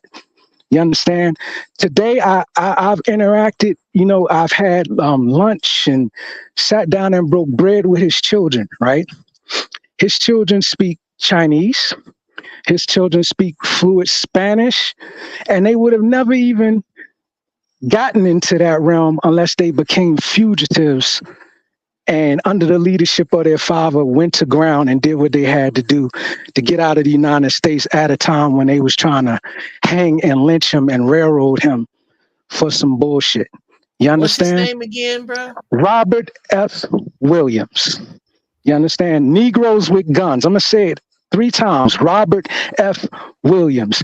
Negroes with guns, right? You brothers seem to be studious brothers. Study that brother. Study everything about him and then come back to me. And I guarantee you, we're going to be having a whole different level of Tesseract conversation. You understand? Hey, thank you for sharing that, brother. Hey, listen, Zero. Thank you for sharing that. Guess what? I didn't know that. That's a person that I was not familiar with. So thank you, brother. That's now, what I'm saying, dig into this, brother, because it's deep. Because a lot of the reasons why, because I've been in situations where I could have been a fugitive and gone to ground fighting for my freedom, and if I didn't have that pattern to look at, I would have not known what to do. Okay, slow down for a second, fellas. Number one, I just put the PDF of Negroes with Guns in the chat, so check that out. Number 2, Zero, that's what I'm talking about. Brother Izzy Vance he's excuse me, powerful young Jedi. Now, I'm going to give you brothers what you asked for, but a lot of times in these spheres, people ask me to be a little bit more muted because the preservation of their their IPs in their channels and so on and so forth. Because when you start digging into this type of stuff and passing this type of knowledge, you understand? Well, hold on, Zero. While I'm doing this, I'm simultaneously recording my shit so that I can put it somewhere else. And to those who are listening to the algorithm, I'm not doing. I got money white folks can't find, and they looking. I'll be all right. We need to tell the fucking truth about us. And now that person there is the arc, is the upper echelon of integrity. You understand? Service, discipline. I'm gonna give you another one that's on the other end because I appreciate my brothers on all the spectrum. Frank Matthews. Hold on. Before you throw that out, make it. Give the cliff notes so I can put another link in the chat. Oh, I got you, brother. Hear from Brother Joshua. I got you. Frank Matthews, right? Mm-hmm. Frank Matthews was a Gullah Geechee man from the Carolinas who rose to the upper echelons of gangsterism. You understand? Oh, yeah. I'm familiar with Frank, him in Harlem. Frank, That's the Frank, Frank Of Lucas course. story. Frank Matthews was out of Staten Island, right? Uh-huh. I'm a Wu-Tang affiliate, so this is why I know so much about Frank Matthews, because Frank Matthews was a hero to people that lived in Staten Island. Universal MCs, Wu-Tang, all the God bodies. That's my original square. My original foundation is the real God bodies, not the bullshit. Not the watered down bullshit. I'm talking about the real shit. Where if you did not know your knowledge and understand your lineages and your pedigree, you get the universal beat down and be left in the street. You understand? With broken limbs and sometimes missing fingers and so on and so forth. You understand? Frank Lucas, right, became a fugitive, went to ground, and they never found him. You understand? You mean Frank Matthews? I'm sorry, Frank Matthews. You said Frank Lucas, and that threw me off. I'm sorry, brother. They told that story. Definitely not Frank Lucas, because that brother was was on a sellout level. You know what I'm saying? In a lot of ways that don't match with Frank Matthews.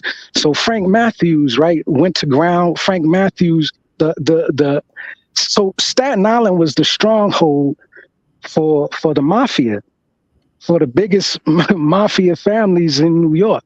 You know what I'm saying? That's where they stayed at.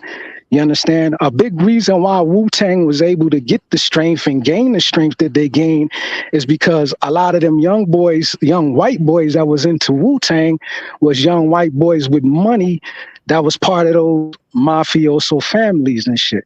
You understand? So they was really digging, you know what I'm saying, the vibration, the Staten Island vibes, so on and so forth. Frank Matthews went to ground as a fugitive and they never found him. His woman even went with him. They eventually caught up with her, and she never told where he is, and supposedly nobody's seen him. We seen him here in Central America. We've broken bread with him in Central America.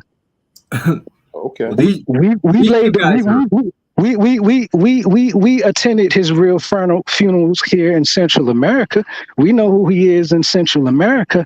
You don't, because they put a smoke screen out. They create barriers that want to separate you from, your brothers and sisters in the Americas. You know what I'm saying? and to keep you weak.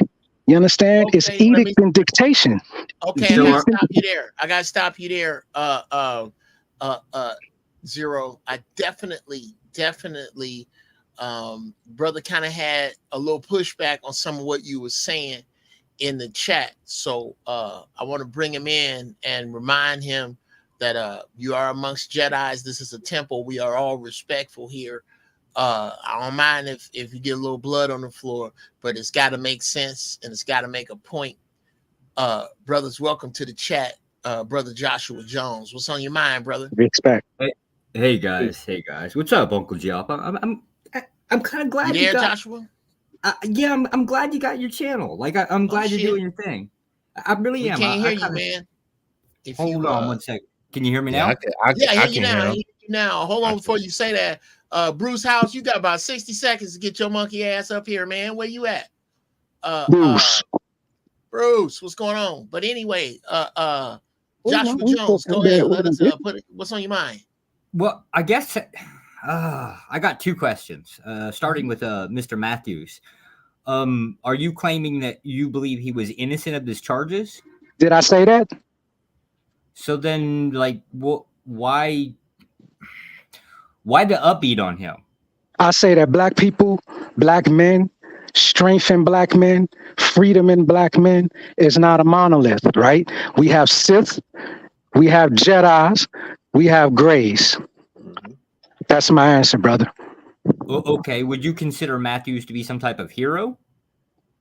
What I'm telling you is that he is an example, because I started this in a way, and I don't know if you were here in the way that I started this. I started this by saying that there are people who beat the system.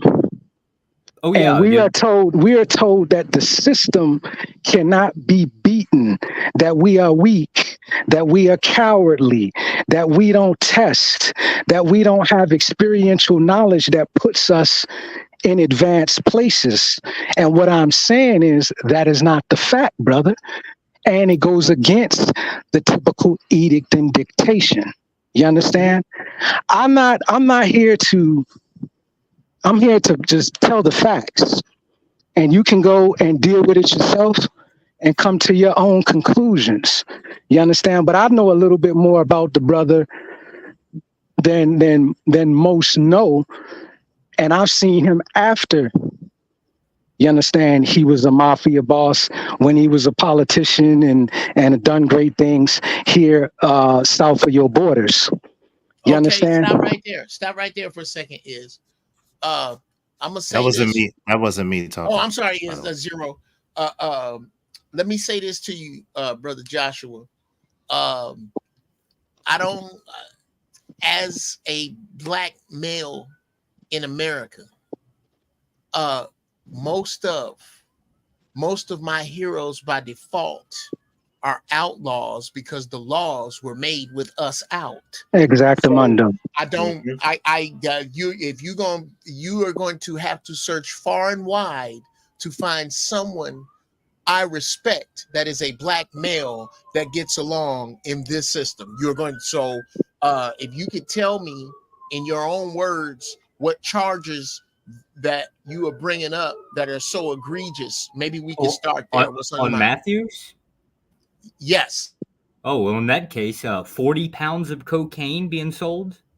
40 pounds? That's like a lot. That's a huge amount of cocaine. It's not a small amount. No. Okay. Let's start with 40 pounds of cocaine. Do you are you familiar with the name Joe Kennedy? Thank you. I was about to say the same person. Yes. Now, the father of John and Robert F. Kennedy, the men who are familiar, considered American royalty. The patriarch of the Kennedy family. Yeah, considered something. I don't know if I'd go that far, but okay. Okay.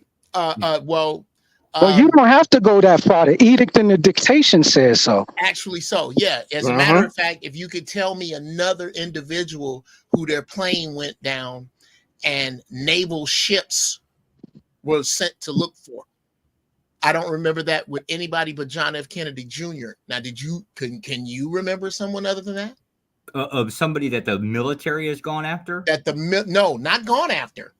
Well, when fleet, yeah, it sent a fleet out for search and rescue. Is there anybody in memory that you can think of? Let's see here. There were some senators. Fleets. Yeah, no. Naval fleets. There were some senators. Okay, well, if you could, I need you. It may help you make. It may backfire and help you make my point. But if you could, while we're here, if you could bring up or find a link on someone else who fleets of the military was and not detachment, not detachments. Don't move the goalposts. I'm not talking about a few helicopters. I'm talking about a fleet, an armed fleet that went looking. If you could find that, I want to find that. And here's my point for bringing it up.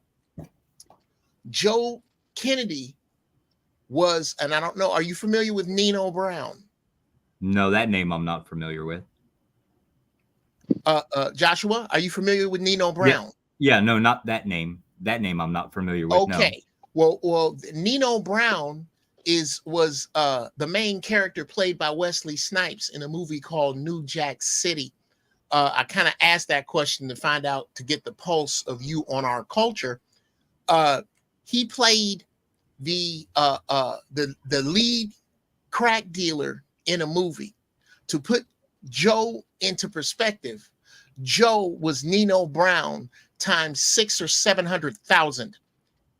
He was a moonshiner so high, which was the crack of his day, so high on the totem pole that it was his influence that helped his son, an Irish Catholic, become the president of the United States.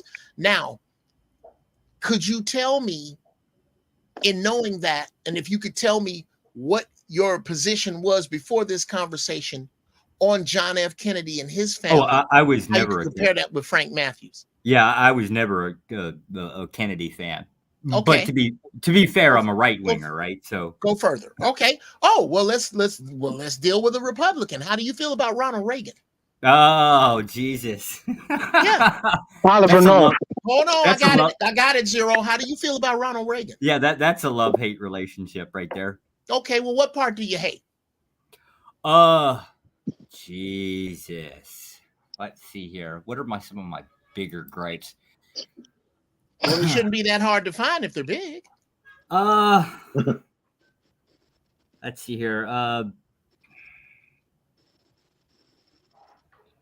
Let's see here. There were some economical plans that I kind of disagreed with. Mm-hmm.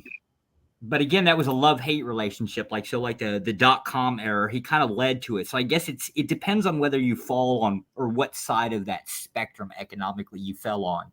Mm-hmm. We'll put it that way. I don't think it was so intentional. Okay. I think he gets credit for a little bit more than what probably wasn't exactly his doing so much. Okay, well, here's something he deserves full credit for. Are you familiar with the series Snowfall? No. Okay, Snowfall is a series. Fellas, y'all help me out. Is it on FX now or Hulu? I think it was Hulu or FX, one of those, brother. Well, basically what it outlines is the crack era and what it did to the Black community. And the co-star of that series is Ronald Wilson Reagan himself. So here's an economic plan of his that I absolutely hated. You see, Reagan went to Congress to try to get money to fight the Contras because they were setting up in South America. Congress said no. So what he did then was flood the hoods with this new shit called crack and turned a gang of my people into zombies. And there is no this is undeniable, chartable evidence about him. So hold on a minute. So you do understand the conundrum. I'm gonna give you a chance to speak.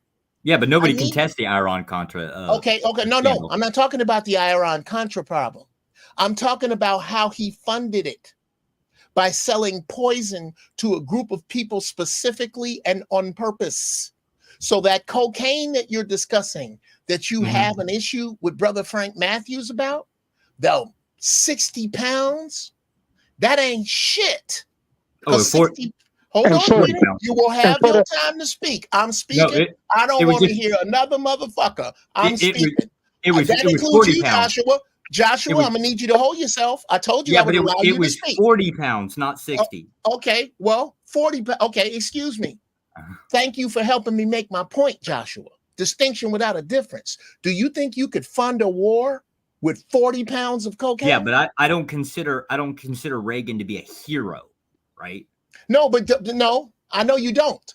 But your problem was that Joe Kennedy was on the left. So I gave you somebody on the right and someone who I think you should pay more attention to if you're discussing. Government. If you're discussing, not your turn. If you're discussing 40 pounds of cocaine as a lot of cocaine, you might want to look at a president. Are you? Hey, can I got it, Zero. You can come in just a second. Go ahead, brother.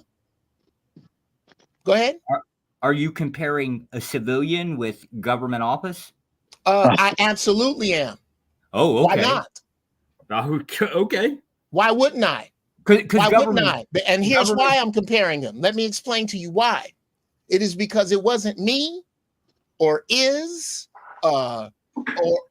or Brother Malika or Zero, and it wasn't Bruce House. He just got here. It was you who made the big deal about 40 pounds of cocaine. Wow.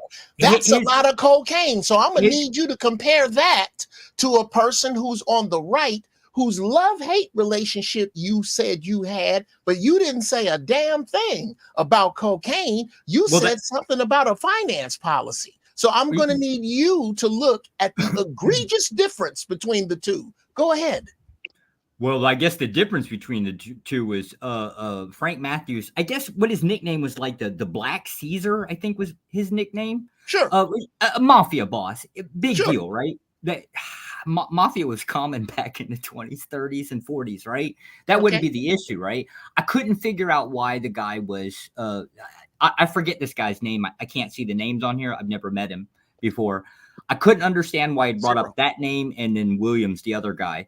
Well, let me tell you why. Let me answer your question for you. All right. Okay. Government is and is always held to a higher standard than the civilian population, right?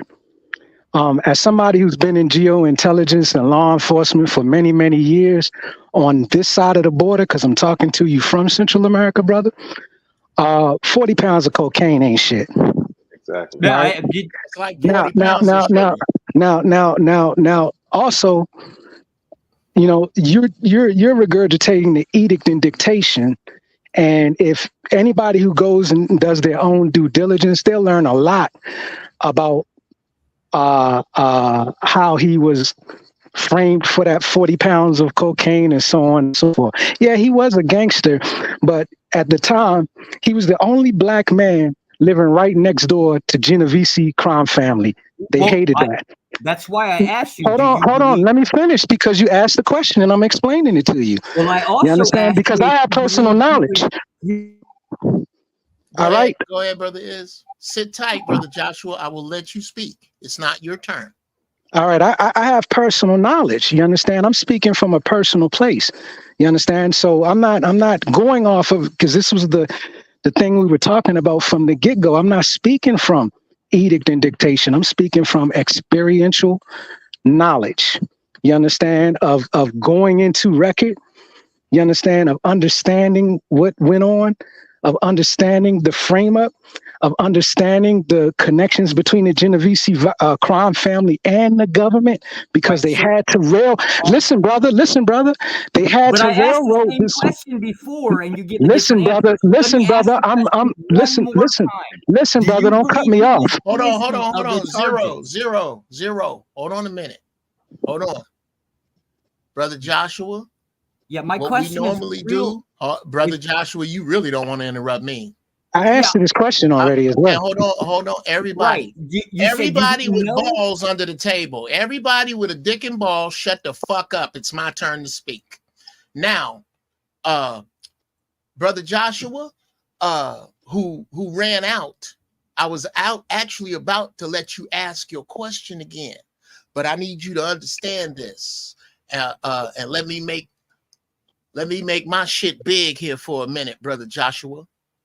You're going to find the same heat the next time you come back here, but you are welcome anytime. I suggest you bring your friends with you, because it's only bad niggas up in here. Ain't no lightweights. Ain't no slow peddlers. So when you come in, you're going to have your shit straight, and you're going to have to be more courteous, because I don't allow anybody to speak over anyone else. We all get a chance to speak. I just don't think you thought this was what you thought this was. So now that you know, you need to go get some more smart people from your ilk. Maybe those you learn from, because the black belts in here were just a bit much for you today. But you are always, always welcome. Now go ahead, brother Zero, speak your mind. All right. I wanna go to cocaine, right? Mm-hmm. Do y'all know that cocaine, right? What cocaine is used for south of the border amongst indigenous people? I want to say medicine, but that's way too easy. I don't know. Detox, full body detox. Okay. Oh wow! Really? You understand? The changes in the alchemy of the cocaine happens when they mix it with the baking soda and alkalize it or freebase it. You understand? So, look, this is my wheelhouse, brother. You understand? I know what's going on. I know what they've done. I've lost a great deal of my family to the Holocausto Silencio here when they sent military agents and backed different Spaniard quote unquote regimes down here so that they could annihilate the black and indigenous populations that are from here. You understand? All surrounding them wanting to have a grip on the cocaine trade. You think the cartel is not the government? You a fool. You are a fucking fool if you don't think that they're one and the same. And you ain't watched one movie that got cocaine in it, because they all say that. Now, another thing is that I don't live under the pretense of thinking that law and order is a real deal. I live in the real world of feudalism. I know how it goes. Okay, slow down. Right there, brother. Right there. I really was supposed to be out of here by now, but I most definitely want to cover feudalism. But before we do, I want to give the other three brothers an opportunity to speak on anything to include what just happened, and in this order. First, a cat that I ain't seen in a minute, because I ain't been up here regular in a minute. I'll give him that. But good to see you, brother Bruce. What's going on? What's on your mind, man? Oh shit.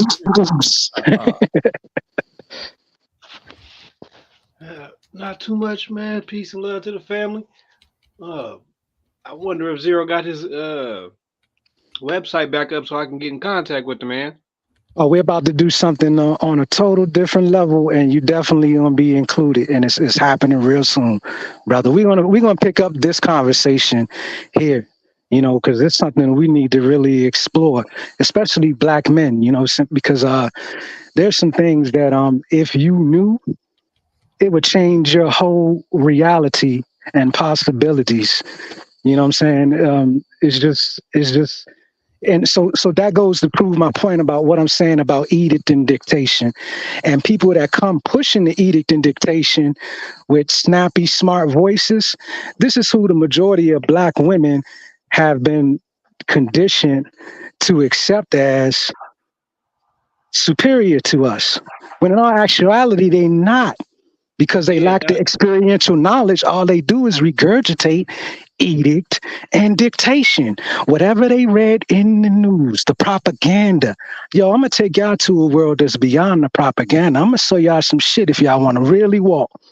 You understand? Yeah. I'm going to show y'all some deep shit. You understand? We're going to get into Zoom calls and all of that if y'all ready for it. And I'm gonna show you the document. I was almost out there with you. I was trying to touch grass. But I couldn't get in contact with you. But yeah. So whenever you got the time. Under the reign of King Cyrus, you could see the weakness of a man right through his iris. I'm gonna take you there. You understand? I'm gonna explain to you some real deep shit, brothers, because that's the shit I'm talking about, and that's who they hold up against us. That's who they hold us. That's the reason why they say we out of order, because we don't come like that. Yeah. Oh. I'm with you on that. I appreciate y'all getting back on the regular. You in sack, right, Bruce? Yeah. All right. Yeah, all right. I catch y'all at the end, and you usually after about an hour and some change, you like, yeah, I'm up out of here, and I'll be like, oh, okay, I ain't even gonna say nothing. I'm gonna let y'all go ahead and go. I see you running a little late today. That's why I even said yeah, man. Well, I'm gonna tell you on that, brother. Like I said, I got a family member in the hospital that I was dealing with, but I really think I'm going to officially move the time down into the Sunday, because it works better for my schedule. Especially, I got some huge shit that's like family related that I have to deal with. Yeah, I'm just glad to have you back. I'm glad to have everybody back getting down. I got some new cats. Bruce, you have got to make your way to Israel Mills' channel. Dope fucking channel over there. I'll throw that out. But I'm gonna get out the goddamn way. If Hey, is hey, or Jeff, can I ask you hold a quick question? hold on, just a second. Hold on, just a second. If and you can ask that question, but I want to hold your thought until we hear from either Is or Malika on what we discussing. And that helicopter is low. You're flying over my house. They coming for you. Because Exactly. Hey, man, that was quick. Go ahead, they Malika. gotta bring friends. Don't come alone. Serious now, business. come on, bro. You 0311 first. Is a Malenka, do you have anything to add on what you just heard on what you Oh yeah. on? Well, this was something that was funny to the sister that wrote something in the chat. Is that powerful enough for you that you had a brother that could talk to a palm-colored individual and stand to show that there are black men that are worthy of leading you? This man gave information, broke stuff down. He was being, well, let me say, both two men was you and Brother Zero. I mean, you were speaking on stuff. See, this is the problem. We're saying, like, where was it to the part that you broke down? You broke it. You said, okay, I'll give you something on the Republican. You're giving information showing that we are knowledgeable, we are worthy. Where are you not looking at? What is it that you're doing? Like the brother said, you're only dealing with what you think that you've seen. And come on, this is proof that there are men there. Like there are good women. Let's just say this woman that wrote in, she's a good woman. But there's a problem that we've been brainwashed that we are not to get along. Sister Shahrazad Ali said, we've had the luxury for the past 60, almost 70 years of not getting along. And our biggest issue is that we're not doing that.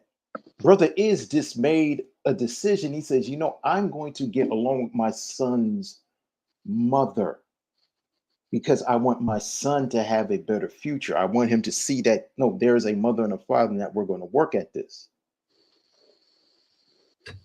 That this is something where we're dealing with. This is the funny thing. This man came in and he's trying to put his spin on us, and he's talking about, well, Frank Matthews. Okay, yeah, Frank Matthews was a drug dealer. He was a crime boss.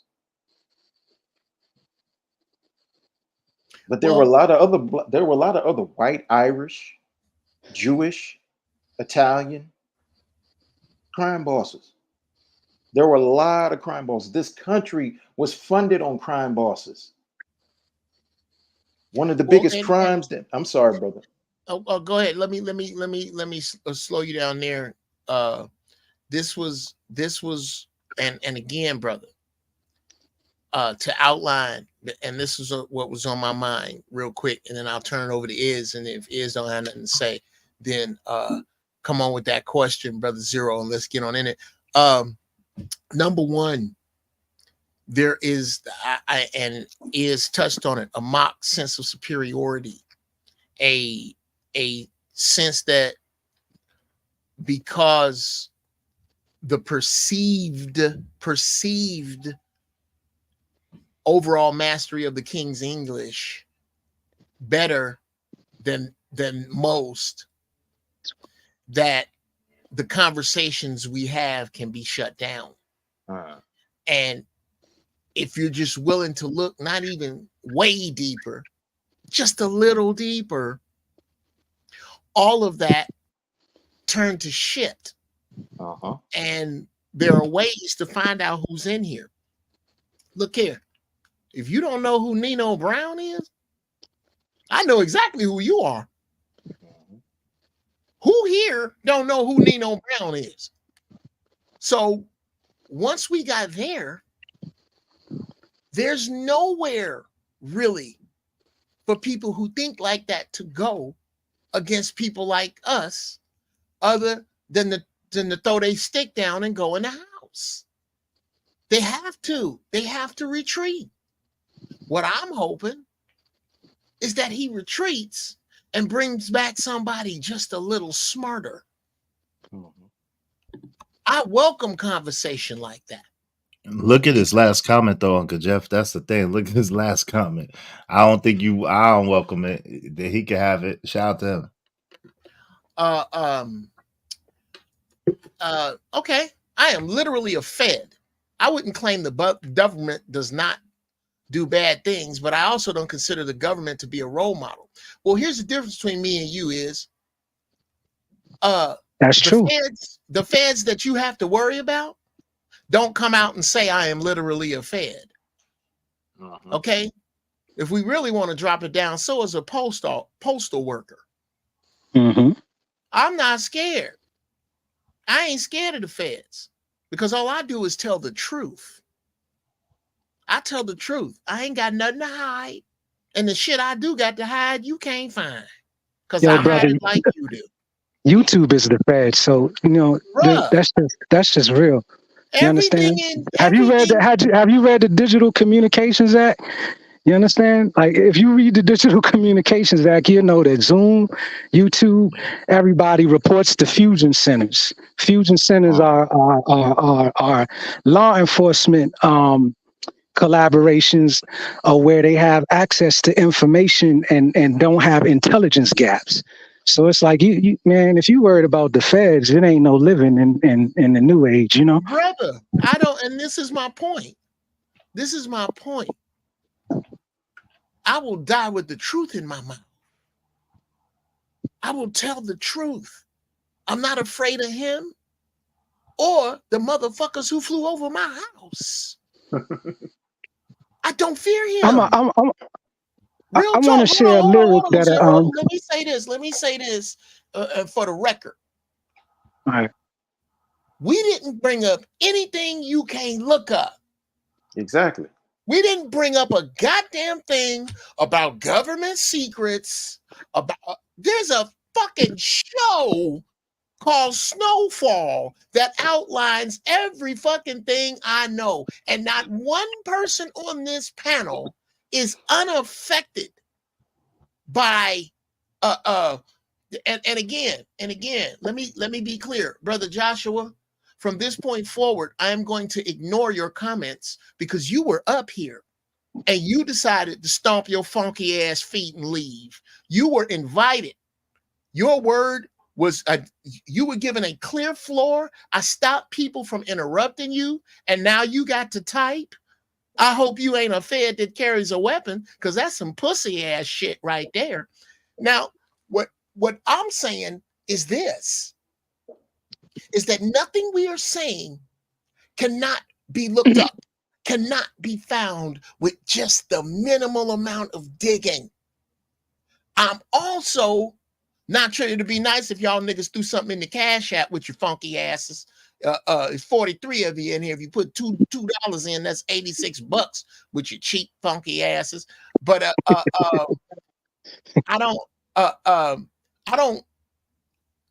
I can't concern myself, especially when this man is clearly outside of our culture and not here to learn, just here to spew. And then he ran out. Fuck him.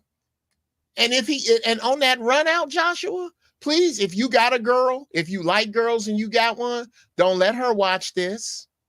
Don't let her see you run like you did, and you claim to be a Fed, and please God, I hope you don't carry a weapon. Now, with that out of the way, I reopen the floor. What was you saying? I really want to get into the feudal thing.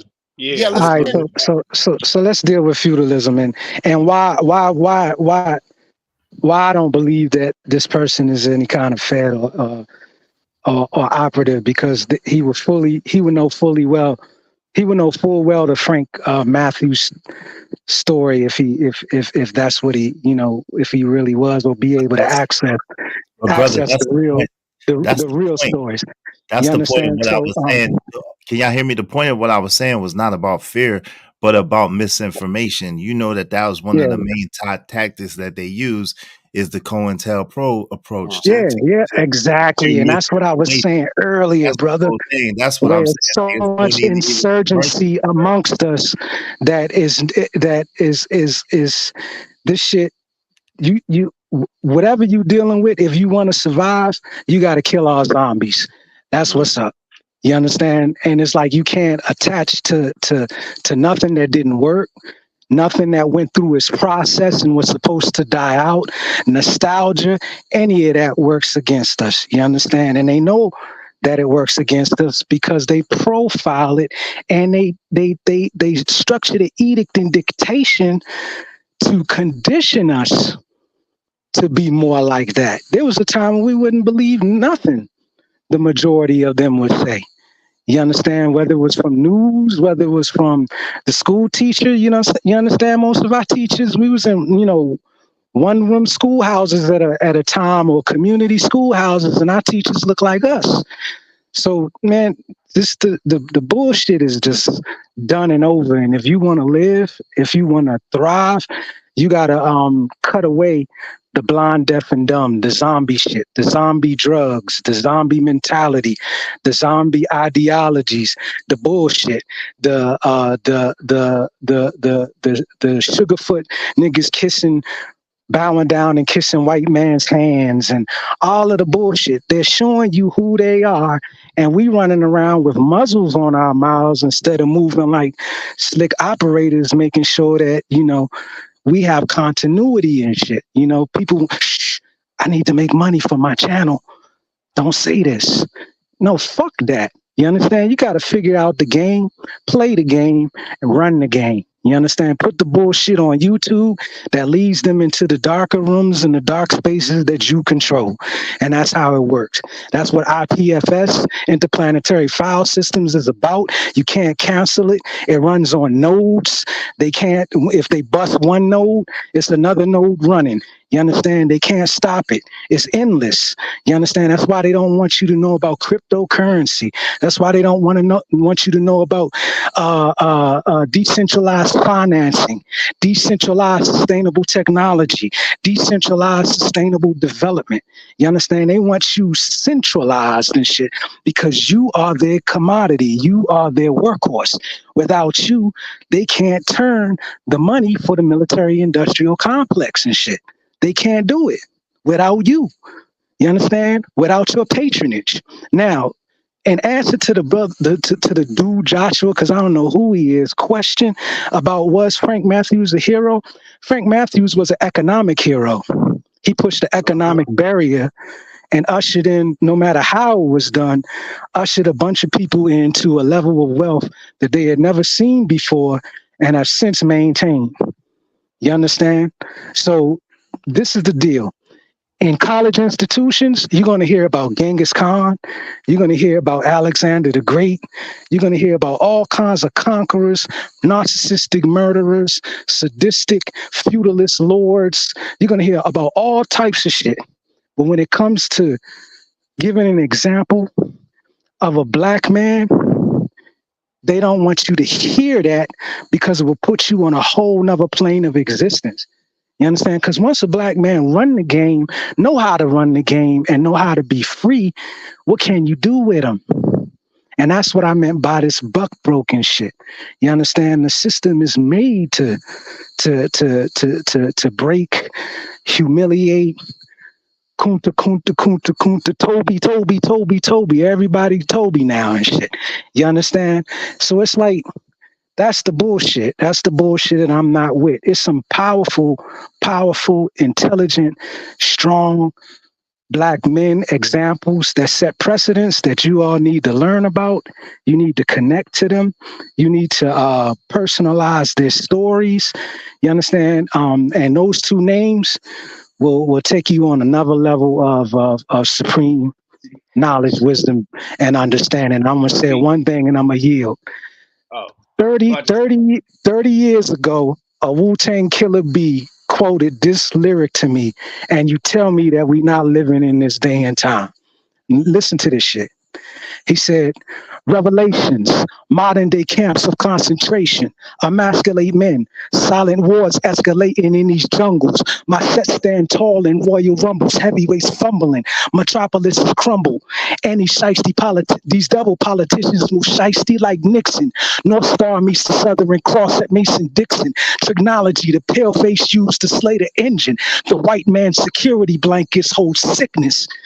Yo, yeah, this new generation, these last two generations, is missing the knowledge, the wisdom, and the understanding. They missing some serious jewels. You understand? With this, with the Zero. I gotta slow you down. Yeah, this is why I hate trolls, because when they come in here, they get everybody off track. We were supposed to be talking about feudalism. Nah, that's what I'm telling you. Feudalism, brother. Feudalism is this. There is no fucking laws that you cannot enforce. If you cannot enforce it, it's not a law. Right. You okay, stop. moving. Okay. So, zero. I gotta stop you there. Here's what and I'm gonna get us. We only got about 30 more minutes, or I only got about 30 more minutes. I don't care how much time you niggas got. I got about 30 minutes. Mm-hmm. What I really want to do is have you break down where, because you really, the last time we spoke, bro, it was amazing. You should say that, because I'm seeing it crumble from the edges of society here. And because niggas think they can still go in Walmart and buy Raisin Bran and buy inner tubes, that it's not a thing. Break down the definition of feudalism, where you're seeing it, and how. Yeah, these three things. Break down the definition of feudalism, where you're seeing it, where it is, and how we can see it and apply what we need to here. Your right to fight tyranny and bear arms is predicated on your ability to enforce law, not have it enforced upon you, to enforce law yourself. You understand? The reason why it's being relinquished and you can't carry guns in certain places, because you gave that up. You understand? You gave it up to a police force, a jurisdiction, and now you live under their laws instead of under your own sovereign sanctity, with the ability to protect yourself from tyranny. That means somebody coming amongst you, taking your rights, taking your woman, taking your children, what have you. You understand? You live in a system where it appears that there's law, but they making a buck through sex trade and drug trade and all of that. They're making the money, not you. You understand? And you are the commodity that they're trading. You understand? Feudalism is what is reality. Feudal systems, families under a lord, a father, under a matriarch. You understand? The mother. You understand? With people that you can trust, where if shit goes down, you go and enforce the law and kick the person's ass who is violating the law. You understand? They got shit twisted. They got you thinking that the average redneck, hardworking white man out here is your enemy, and you're not gonna realize it when the shit hit the fan, nigga. That's gonna be your best fucking friend. Absolutely. Oorah. Simplify. Now, I'm again,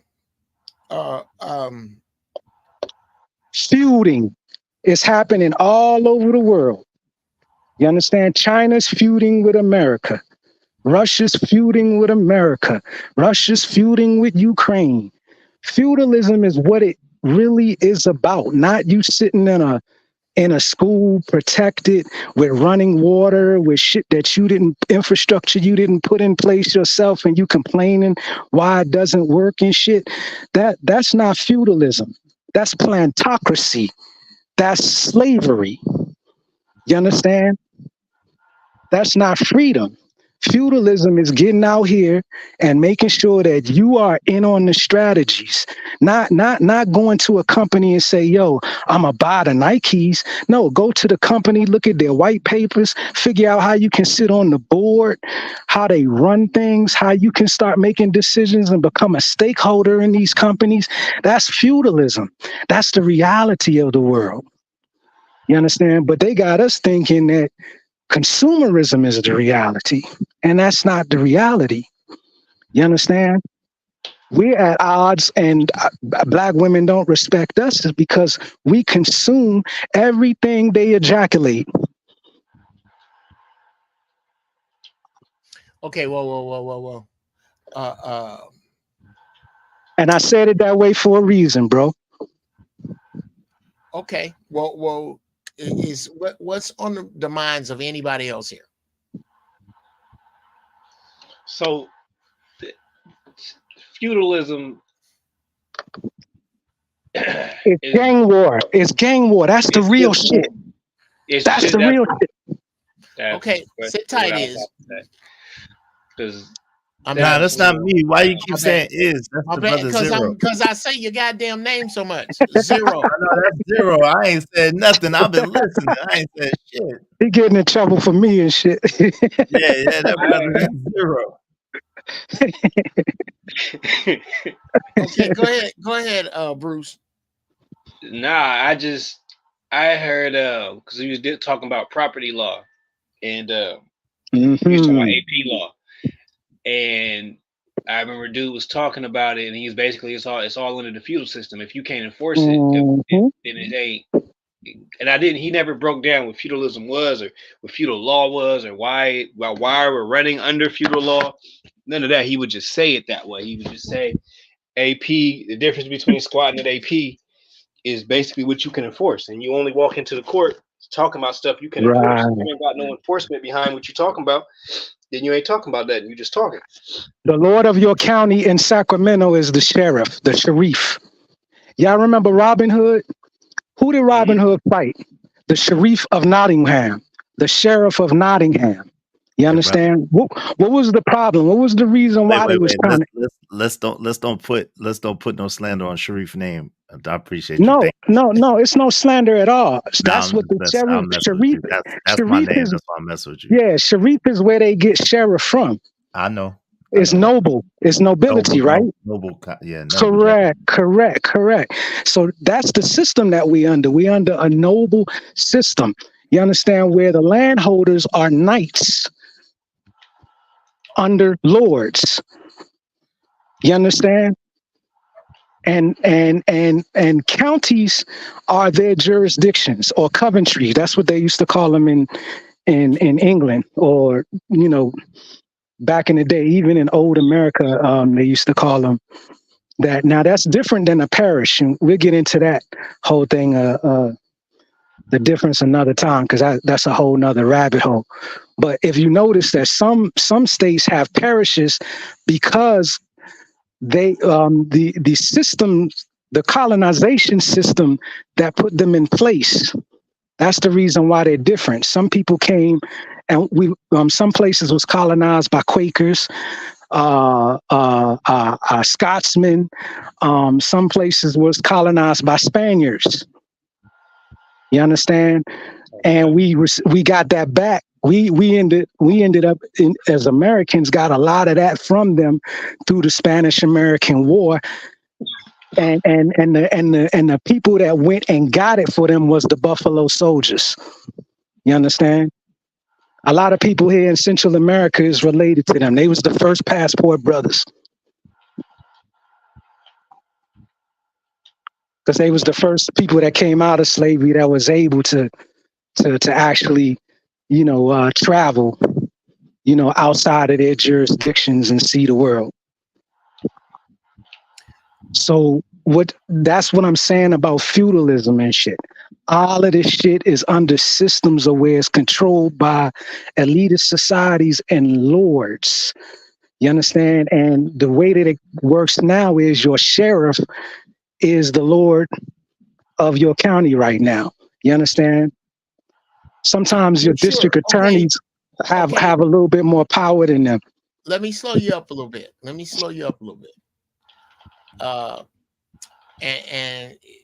this is the conversation that I really wanted to get into was how and this is something I'm seeing in larger cities, and I have for years, that they are all being upgraded and gentrified at the exact same time. Mm-hmm. That what's up, Sugar Mac? That at the exact same time that people are flooding in a grand exodus from California, the real estate is fucking skyrocketing. That is the exact opposite of what of the way an economy is supposed to work. Unless, of course, the place that they are making their exodus from is being made custom to order for another elite group of people. Now you're talking about the DARPA technology.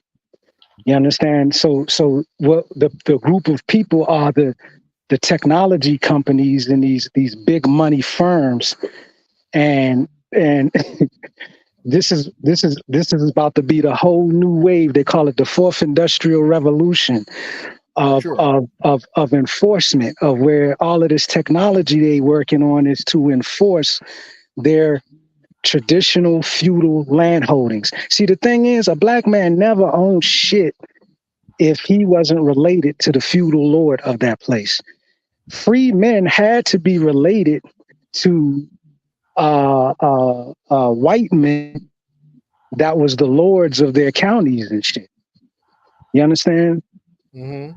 And that's what people not understanding. Like, just because you put a little money on something and buy it, and you get a certain kind of deed, that deed doesn't protect you if they want to come and do eminent domain and say that they own the geology underneath your feet, the oil, the gemstones, the gold, the whatever. You understand? That's just saying that, hey, I can live here, lay my head here, and pay some bills here and shit. Almost like buying a car. Exactly. It's just a pink slip. Hey, brothers, man, it's been fantastic coming across you, Zero, and your brothers, man. Peace to Malika, peace to Uncle Jeff, peace to you, Bruce. Good to meet you. Salute to the chat. I gotta go, brothers. I appreciate y'all. I'm gonna be Salute, listening. brother. Bless and respect to you. All right, brother. Yeah, absolutely. See you next week. Is y'all everybody under the sound of my voice, go check out my man Iz's channel. He's a great channel. Yeah, I'll be regulating though as far as the trigger words. I ain't gonna lie, but other than that, yeah. But Uncle Jeff, check your Cash App. I dropped something in there. I appreciate you, man. And y'all study them brothers and let's pick it up again at a later time. Yes, sir. Absolutely. I'm gonna go check you out for your channel as well, man. Peace. Y'all be easy, man. Appreciate you. Happy Father's Day to all the fathers. Appreciate you, man. Appreciate you. Yes, sir. Yes, sir. Hey, Uncle Jeff, good brothers. Yeah. I got to bounce too, man, because I'm trying to stay awake and I'm about to fall asleep on the panel. I don't want to be rude like that. It's not you. I just had a busy day at work today. Well, sure. And on that, brother, actually, I'm going to kick all of you motherfuckers out because I was trying to stay as long as I could. And nobody here, Zero or Bruce, takes offense to that. If it's your first time here, you know that I have some type of sickness that I have to throw people out. I don't know what that is. It's very rude at the end of the show for me to do, but I do it at the end of every show. What I really need y'all to know is that the real goes down here at the First Church of Holy Shit. We went real deep today. Something that I'm actually proud of is how far down the rabbit hole we go here. Everyone is welcome here. To the brother Joshua, that's your choice not to come back. I don't blame you. If you're gonna come back on that weak ass shit and you don't want to be challenged and you want your thoughts to stay the same. Well, you're a cubic thinker, and you're gonna have a problem in here with tesseracts. But with that said, ladies and gentlemen, the show has come to an end, and like I always say at the end of the show, I want you to stay high in thought, stay high in deed, guide your ignorance to your wisdom, pull out of the gravity of the stupid. Sisters, find your peace. Brothers, find your majesty. It's your Uncle Jeff. Jeff Breeze Music. Only the bangers.